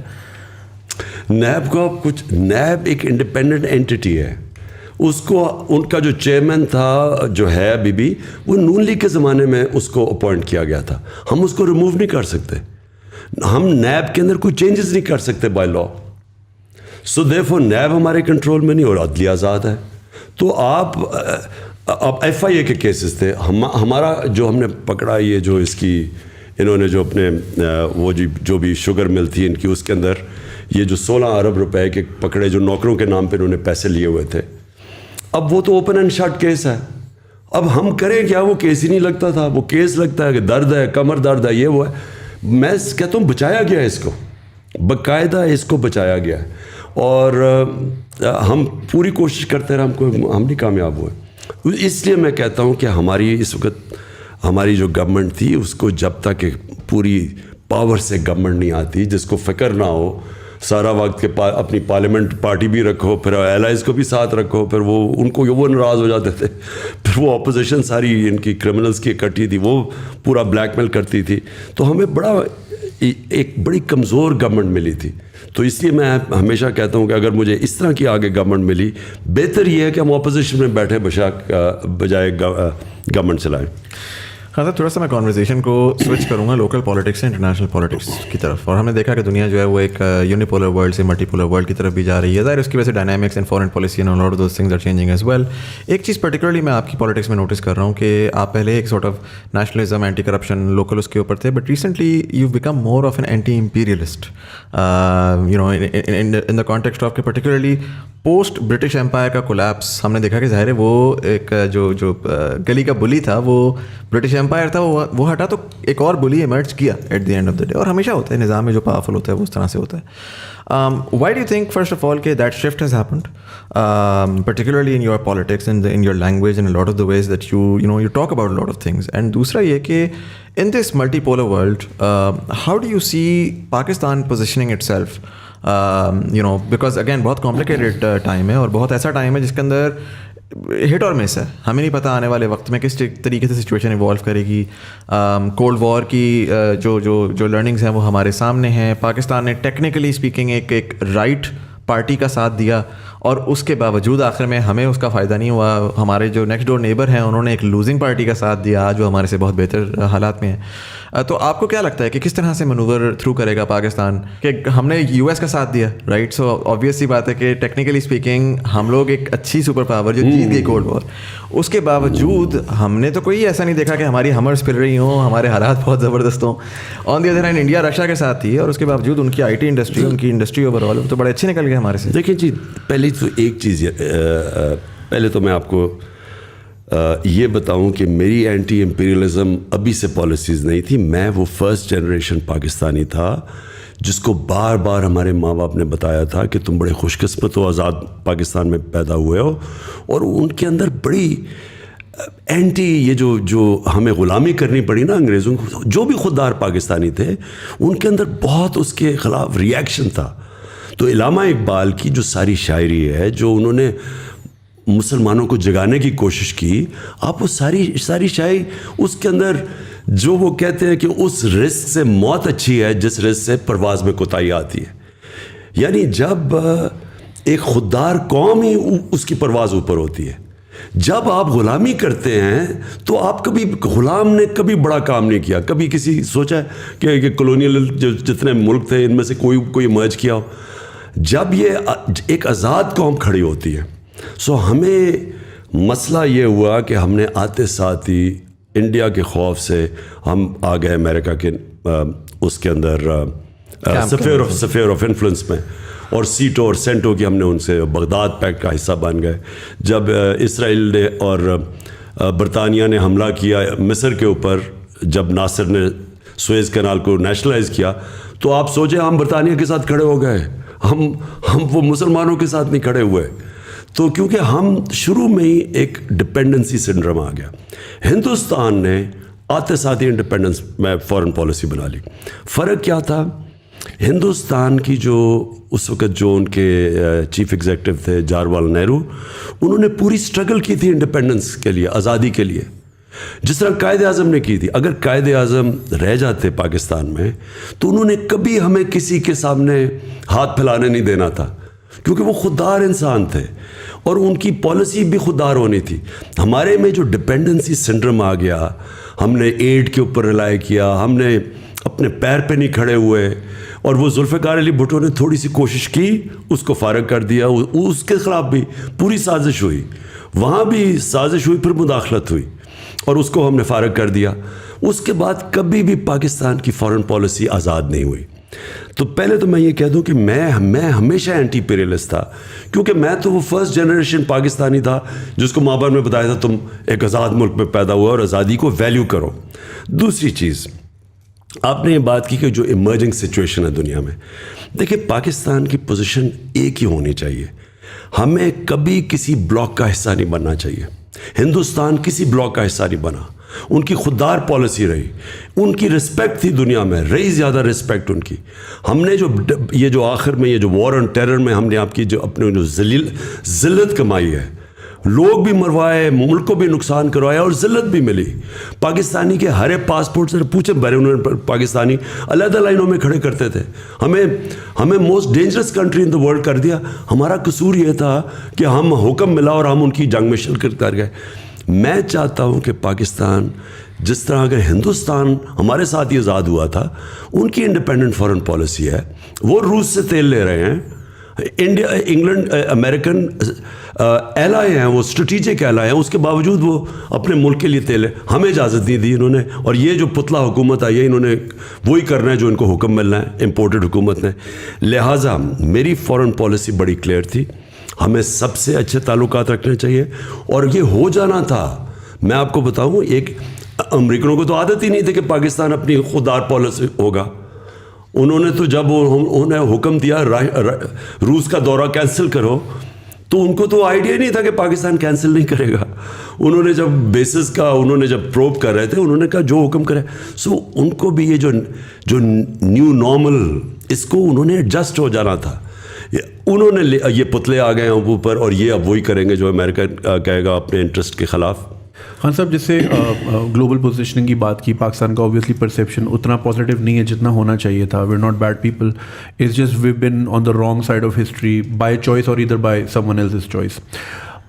بہت سارے ملکوں کی ہم مثالیں دیکھتے ہیں وہ اپنی سافٹ پاور یوز کرتے ہیں, جیسے انڈیا کا بالی ووڈ ہے, وہ ایک کلچرل فینومینا تو ہے. ہم دیکھتے ہیں جسٹن ٹروڈو بھی بھنگڑا کر رہا ہوتا ہے کیونکہ اس کا ایک سافٹ پاور انہوں نے اس پہ ورکنگ کی ہے کافی. 1938 میں تھائی لینڈ کے کنگ نے ان کی اپنی حکومت کا ان کا ایک پروگرام تھا جہاں پہ انہوں نے تھائی شیفس پریپیئر کیے 3 قسم کے, ایک بہت فائن ڈائننگ کے, ایک مڈ ٹیئر اور ایک بالکل اسٹریٹ فوڈ, اور انہوں نے دنیا بھر میں اپنے شیفس پھیلا دیے. آپ کو اگر اسٹریٹ فوڈ کھانا ہے آپ کو نیو یارک میں بھی ملے گا, آپ کو فائن ڈائن کرنا ہے لنڈن میں بھی ملے گا. تو اس سے لوگوں میں پرسیپشن ایک تھرسٹ پیدا ہوئی کہ یار اگر تھائی فوڈ لنڈن میں اتنا اچھا مل رہا ہے آکسفورڈ اسٹریٹ پہ تو تھائی لینڈ میں کتنا اچھا ہوتا ہوگا. اور اس کا رزلٹ آج ہم دیکھتے ہیں کہ Thailand billions of dollars جو ہے خالی ٹورزم کی مد میں کماتا ہے. یہ چیزیں ہمارے یہاں اس طرح کی پالیسیز پہ کام ہوتا ہی نہیں. مینگو ڈپلومیسی ہم اتنی زبردست کر سکتے ہیں پوری دنیا میں, بہت ڈیمانڈ کریٹ کر سکتے ہیں, لیکن انفارچونیٹلی ہم اس طرف سوچتے نہیں ہیں. ایک انٹرنل سافٹ پاور ہوتی ہے, جیسے بنگلہ دیش نے جو ہے سیڈ پلانٹ کی اپنی عوام میں. انہوں نے اپنا سکہ جو جاری کیا جو ان کے کرنسی کا تھا اس میں انہوں نے جو امیجری یوز کی, انہوں نے دکھایا ایک ماں ہے, ایک باپ ہے اور 2 بچے ہیں, اور سکہ ہر غریب آدمی کی جیب میں جاتا ہے. تو ان کا ایک مینٹل میپنگ ہوئی کہ 2 بچے کرنے, تو انہوں نے پاپولیشن مینجمنٹ وہاں سے کرنا شروع کی جس کا رزلٹ آج کافی ہم حد تک دیکھتے ہیں. دوسرا 2000 کی دہائی میں انہوں نے ایک اور سکہ جاری کیا جس میں ایک بچہ اور لڑکی دونوں بیٹھے ہیں اور دونوں کے ہاتھ میں کتاب ہے. سو انہوں نے ایک میسج کنوے کیا کہ دونوں کو پڑھانا ہے, جس کا رزلٹ آج ہم دیکھتے ہیں کہ بنگلہ دیش میں خواتین جو ہیں ان کا رول بہت زیادہ ہے انڈسٹریز میں, اور ابھی شری لنکا کے جو کرائسس ہوئے ساری انڈسٹری موو ہو کے بنگلہ دیش چلے گئی, ہمارے ملک سے بہت گئی ہے. تو خواتین کا رول بھی بہت امپورٹنٹ ہے, اور ہمارے ملک میں 51% خواتین ہیں اور کافی حد تک مارجنلائزڈ ہیں, فریڈم ان کو اتنا نہیں ملتا. ہم ایک بہت بڑا ریسورس ضائع کر رہے ہیں اس طرح سے, چاہے وہ پالیسیز ہوں چاہے وہ ہماری اپنی ذاتی سوچ ہو. تو ان چیزوں پہ ہم کیا کام کر سکتے ہیں جو کہ آنے والے 20-25 سالوں میں ہمیں اس کا فروٹ حاصل ہو؟ دیکھیں, پہلے تو یہ جو سافٹ پاور ہے نا, میں اس کا کوئی زیادہ فین نہیں ہوں. یہ سافٹ پاور کی ہم بار بار پہلی دفعہ ہم نے مشرف کے دور میں سنی تھی سافٹ پاور, اور وہ ہوتا یہ تھا کہ باہر سے جب ڈیلیگیشن آتے تھے تو ہم فیشن شوز ان کے سامنے کر دیتے تھے کہ جی یہ ہماری سافٹ پاور ہے. یا پھر وہ ایک دفعہ شوق عزیز گیا کہ جارڈن, تو مجھے کسی دوست کا ٹیلی فون آیا, کہتا پاکستان گیا ہوا ہے جارڈن اور اپنے ساتھ ٹروپ لے کے گیا ماڈلس کی جو کہ وہاں کیٹ واک پہ چڑھے ہوئے, یہ بتانے کے لیے کہ پاکستان سا. اور انلائٹنڈ ماڈریشن یہ بھی ایک مذاق تھا جس کی کسی کو آج تک سمجھ نہیں ہے کہ وہ مطلب کیا اس کا. یہ ہوتی ہے جب آپ میں احساس کمتری ہو تو آپ لوگوں کو خوش کرنے کے لیے بتاتے ہیں کہ جی ہم بھی آپ ہی کی طرح ہیں. یعنی اگر آپ فیشن شوز کر سکتے ہیں تو ہم بھی کر سکتے ہیں. اس سے کبھی کسی ملک کو عزت نہیں ملی. ہندوستان کو آپ نے پہلے نام لیا, ہندوستان کو عزت اس لیے ملی کہ انہوں نے اپنی عزت کروائی. کبھی مجال ہے ہندوستان میں کھڑے ہو کے یورپین یونین کے امبیسڈرز ہندوستان کو کہیں گے جی آپ یوکرین کے اوپر کنڈیم کریں رشیا کو, کسی کی ضرورت ہے کرنے کی؟ کیونکہ ان کو ریئیکشن آئے گا ہندوستان سے. ان کے پولیٹیشینز, ان کے لوگ الائنڈ ہیں, وہ اپنی جو ساورنٹی ہے اس کے ساتھ کھڑے ہو جاتے ہیں. ہم نے یہ اپنے یہ آخری 30 سالوں میں خاص طور پہ رمزی وہ جو ایمل کانسی کا, اس کو ہم نے امریکنوں کو پکڑا دیا. اس کے وکیل نے جب جج نے پوچھا کہ یہ تو کوئی قانون کارروائی کے بغیر آپ نے پکڑ کے اس کو لے آئے, کڈنیپ کر کے لے کے آئے ہیں, اس کے وکیل نے جج کو کہا کہ کڈنیپ کر کے لے کے آئے ہیں. تو جج نے پوچھا اس سے, پھر اس نے دونوں وکیلوں سے, اس نے کہا کیوں نہیں انہوں نے کارروائی کی؟ تو اس وکیل نے وہاں کہا ایمل کانسی کہ پاکستانی اپنی ماں بھی بیچ دے پیسے کے پیچھے, ڈالرز کے پیچھے. سو جب آپ اپنی عزت نہیں کرواتے, یہ نہ ایکسپیکٹ کریں دنیا عزت کرے گی. جب آپ گوانٹانامو میں پکڑ کے پیسے لے کے یہاں سے لوگ پکڑا کے ان کو دے رہے ہیں, اور وہ یہاں آ کے ایف بی آئی پھر رہی ہے, اور سی آئی اے کانٹریکٹرز پکڑ کے لوگ لے کے, کانٹریکٹر پکڑ کے 2 لوگ مار دیتا ہے مزنگ کے اندر, اور ہم سارا ڈر کے پکڑا دیتے ہیں امریکنوں کے ہاتھ, اس کو قانون کارروائی نہیں کرتے, تو دنیا عزت نہیں کرتی. پہلی چیز اپنی عزت کروائیں.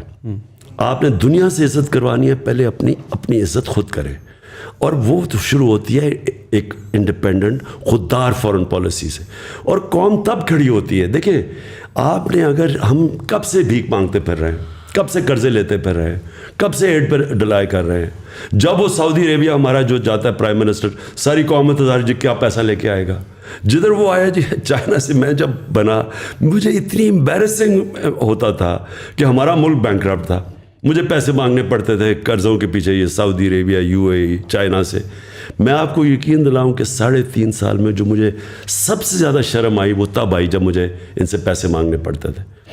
کیوں نہیں ہم نے کبھی فیصلہ کیا کہ ہم اپنے, اور میں آپ کو یقین دلاتا ہوں جس وقت ہم قوم بن گئے, یہاں اتنا پیسہ ہے نہ, یہاں پیسے کی کمی ہے, اس ملک کے اندر ریسورسز کی کمی نہیں. ابھی آپ نے ٹورزم کی بات کی, میں آپ کو گارنٹی کرتا ہوں کہ جو پاکستان میں ٹورزم پوٹینشیل ہے شاید ہی دنیا میں کسی ملک میں. ہمارے پاس ریلیجس ٹورزم, ہمارے پاس دنیا میں unique mountain tourism, skiing Pakistan میں یونیک ہے.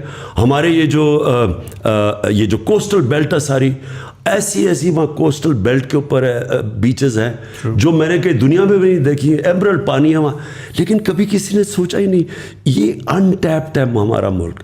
کیوں وجہ ہے, جب آپ دوسرے سے بھیک مانگنے کے اور قرضے لے کے گزارے کریں, اور آپ ساروں کے گھر ہوں, چھٹیاں آپ کی لنڈن میں ہوں, آپ کے بڑے بڑے محلات وہاں ہوں, بزنسز وہاں ہوں, آپ کو کیا پتا کہ پاکستان میں کیا ہے. میرا بلیف یہ ہے کہ یہ جو سافٹ پاور تب آئے گی, ہم پہلے اپنی عزت کریں, اپنے کلچر کو پروموٹ کریں. نصرت فتح علی خان ہمارا سافٹ پاور اس لیے تھی کیونکہ وہ اس میں پاکستانیت تھی, وہ ایک اپنا کلچر کا ہم پروجیکٹ کر رہے تھے.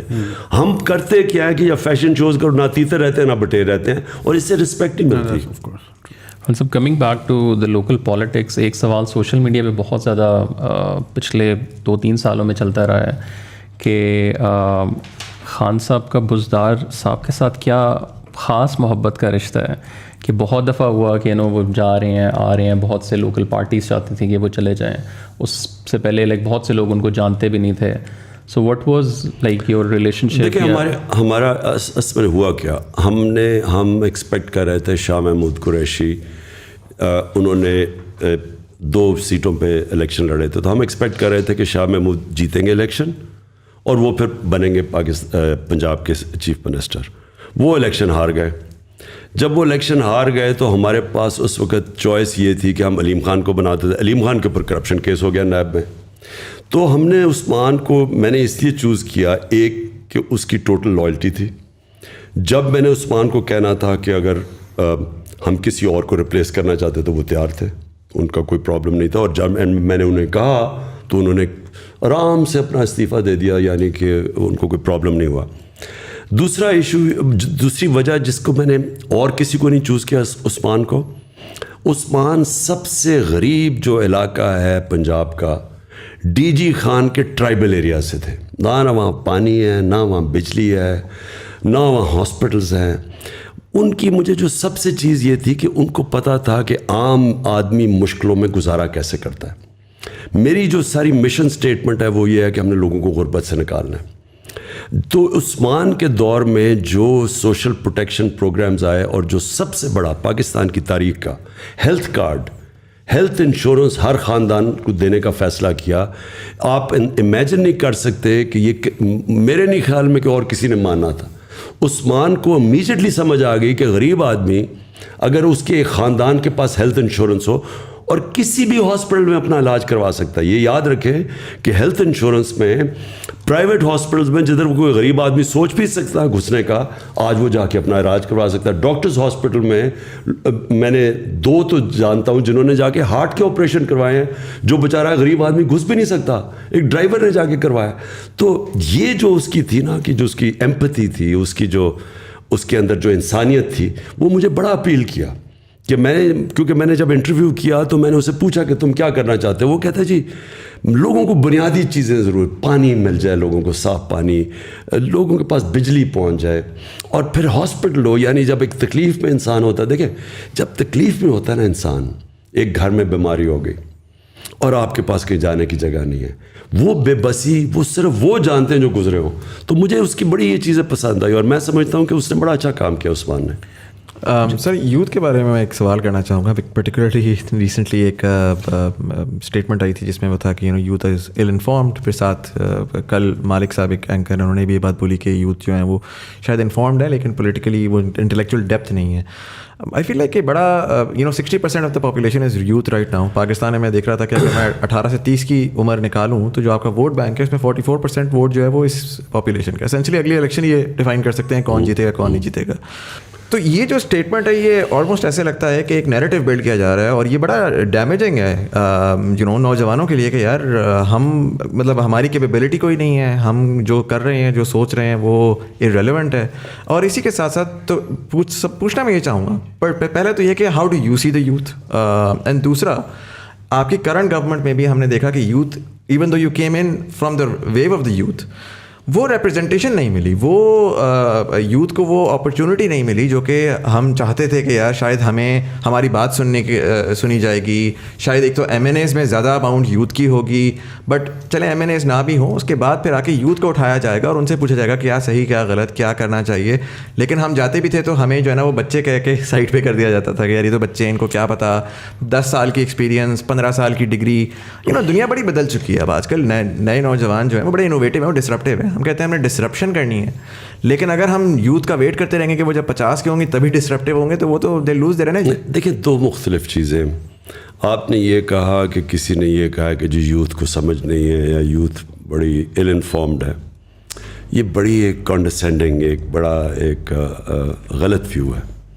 یوتھ کے اندر جو چیز ہوتی ہے وہ پیشن ہوتا ہے, جنون ہوتا ہے. جیسے جیسے آپ کی عمر ہوتی جاتی ہے تو آپ زیادہ ریئلزم پہ آ جاتے ہیں کہ جی یہ تو زمینی حقائق پہ آ جاتے ہیں, اور آپ میں وہ جو جنون اور جو خواب دیکھنا وہ ختم ہونا شروع ہو جاتا ہے. زندگی میں مار کھا کے انسان اس طرف پہنچ جاتا ہے. میں ہمیشہ سمجھتا ہوں کہ اصل میں انسان بوڑھا تب ہوتا ہے جب اس میں جنون ختم ہو جاتا ہے, جب اس کو خواب دیکھنا ختم ہو جاتا ہے. لیکن یوتھ کی یہ پاور ہوتی ہے کہ وہ بلیک اینڈ وائٹ میں دیکھتا ہے, اچھے برے میں دیکھتا ہے. اور یوتھ عموماً ریولوشنز جو آئی ہیں وہ ہمیشہ یوتھ لیڈ ہوتی ہیں. کبھی میری طرح کے بوڑھے ریولوشن نہیں لیڈ کرتے, یوتھ آتی ہے سامنے, اور یوتھ ان کے اور فور فرنٹ پہ ہوتی ہے ریولوشن کے, کیونکہ وہ ان میں پیشن, وہ ایک یوٹوپیا دیکھ رہے ہوتے ہیں, خواب دیکھ رہے ہوتے ہیں. یہ انفارم نہیں ہوتے ہیں, یہ آئیڈیلزم ہوتی ہے, اور یہ بہت ضروری ہوتی ہے ملک میں چینج لانے کی.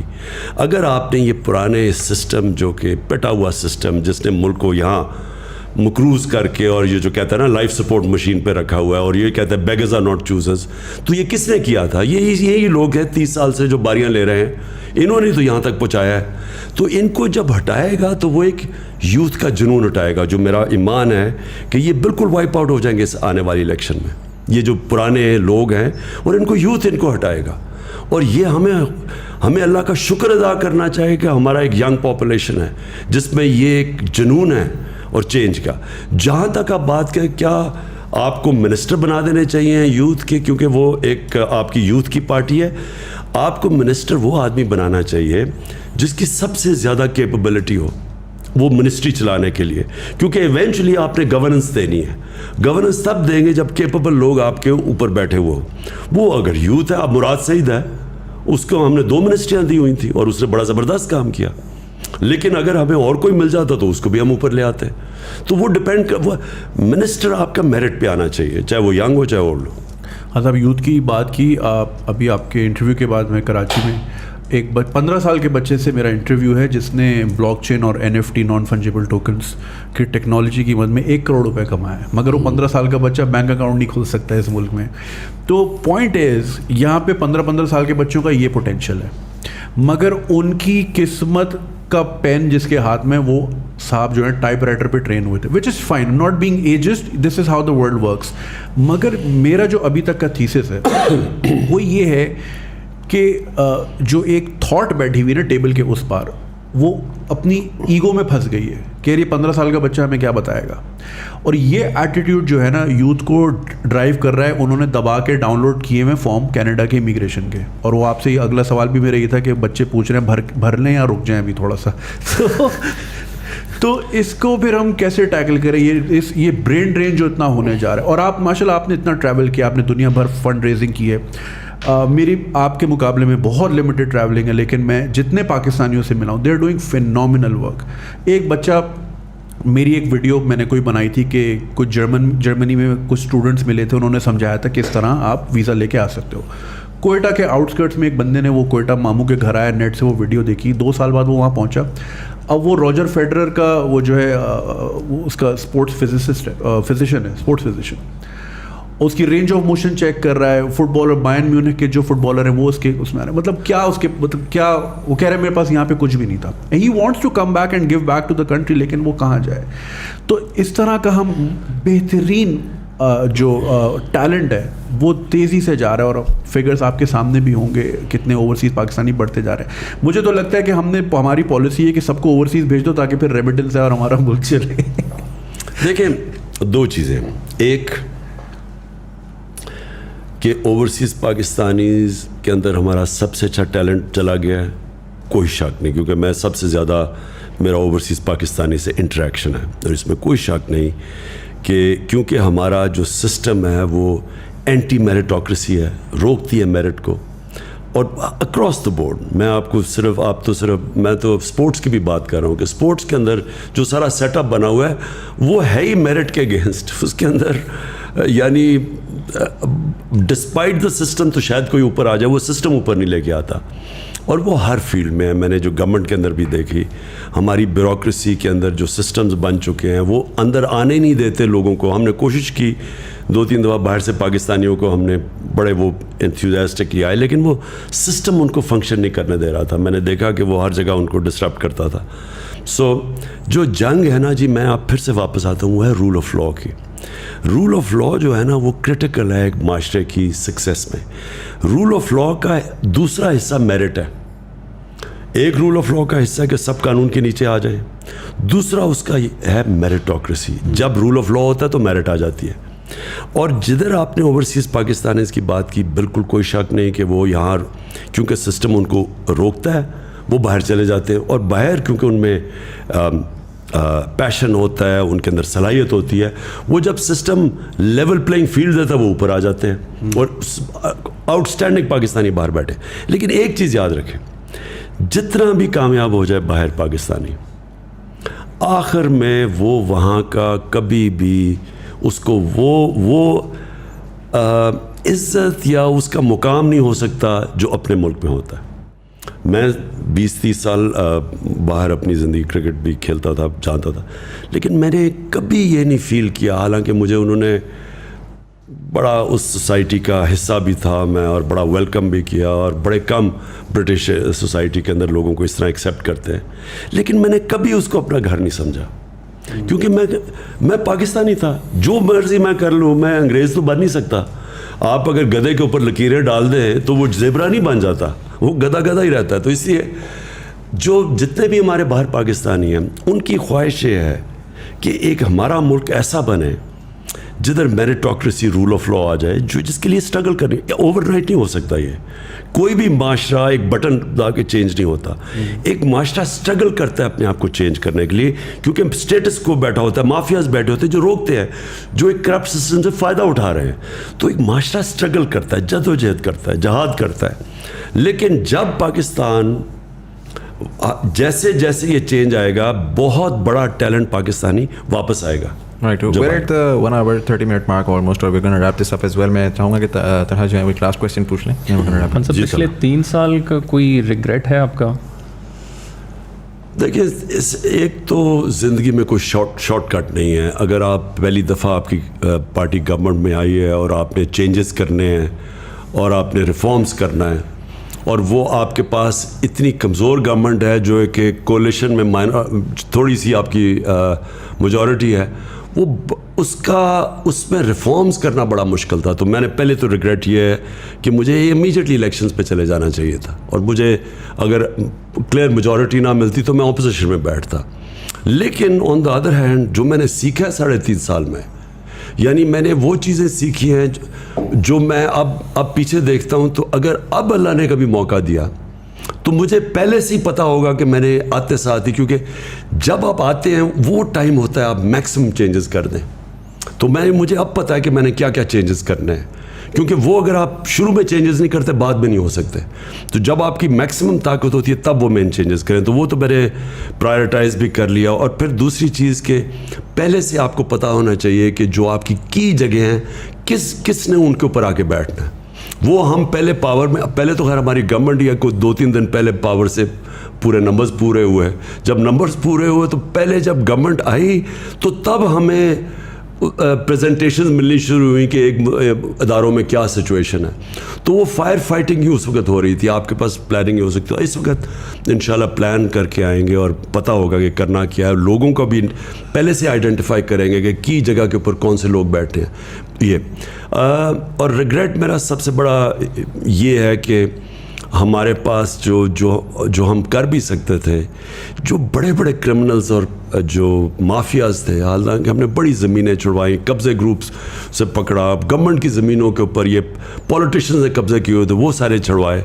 لیکن ہم نے جس طرح ہمیں جو ہمارے پاس FIA بھی تھی اور اینٹی کرپشن بھی تھی اور FBR بھی تھی, ہم اور زیادہ کر سکتے تھے. لیکن انفارچونیٹلی ہمیں ریزسٹنس اندر سے بڑی آئی. یعنی جو ہمیں پتہ نہیں تھا کہ کئی لوگ ان کے ساتھ اندر سے ملے ہوئے تھے, تو وہ گو سلو کر دیتے تھے. ہم اس طرح کا جو احتساب کرنا چاہتے تھے, جو نیب تو ہمارے ہاتھ میں نہیں تھی, عدلیہ ہمارے ہاتھ میں نہیں تھی, لیکن جو ہمارے ہاتھ میں بھی تھا ان اداروں کو آہستہ آہستہ ہمیں جب سمجھ آئی تو وہ آخری 1 سال کے اندر پوری طرح سمجھ آئی. تو اب انشاءاللہ کبھی بھی موقع ملے تو آتے ساتھ ہی کریں گے. اور PDM کے لیے کوئی لاسٹ میسج؟ دیکھیے PDM تو ایک صرف اینٹی عمران الائنس ہے. ان کا تو کوئی نظریہ ہے نہ کچھ ہے.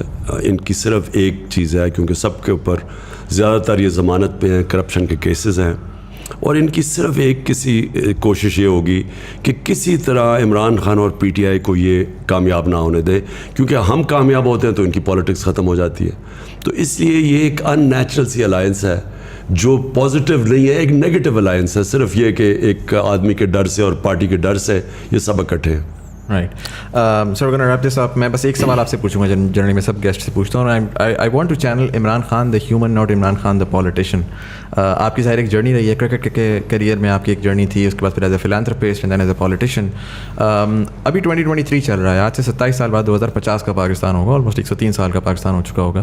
How do you see Pakistan 30 years from now in 2050, knowing what you know now and seeing all of that you've seen, how do you predict کہ no matter what happens, what is Pakistan going to look like 30 years from now? دیکھیں مزمل, آپ نماز میں مانگتے ہیں کہ اللہ 2 راستے, ایک ہے سیدھا راستہ جو انسان کی عظمت کا راستہ ہے, اور دوسرا ایک تباہی کا راستہ, اس میں پوٹینشیل کی بھی انسان کی تباہی کا راستہ ہے. 2 راستے ہیں قرآن میں.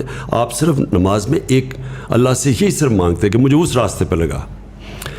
قوم کے بھی 2 راستے ہوتے ہیں سامنے, کیونکہ انسانوں کی قوم بنتی ہے نا, تو ہمارے سامنے بھی 2 راستے ہیں. یا ہم اب یہ جو سارا جو سازش ہوئی ہے اور یہ جو ساری ہمیں ایک غلام باہر کی مداخلت سے امپوز کی گئی ہے چوروں کی حکومت, تو یا تو یہ چلے گی اور اس کے بعد ایک تباہی کا راستہ ہے, اور یا اس کو فائٹ کرے گی قوم اور پھر وہ راستہ اختیار کرے گی جو کہ آزادی کا راستہ اور مشکل راستہ ہے.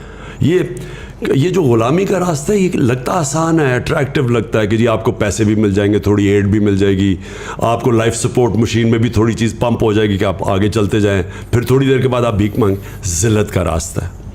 دوسرا ہے خودداری کا اور آزادی کا راستہ, اور وہ ہے لا الہ الا اللہ کا راستہ. جو لا الہ الا اللہ ہے نا جی, یہ پورا ایک فلسفہ ہے, یہ آئیڈیالوجی ہے کہ سوائے اللہ کے کسی کے سامنے نہیں جھکنا.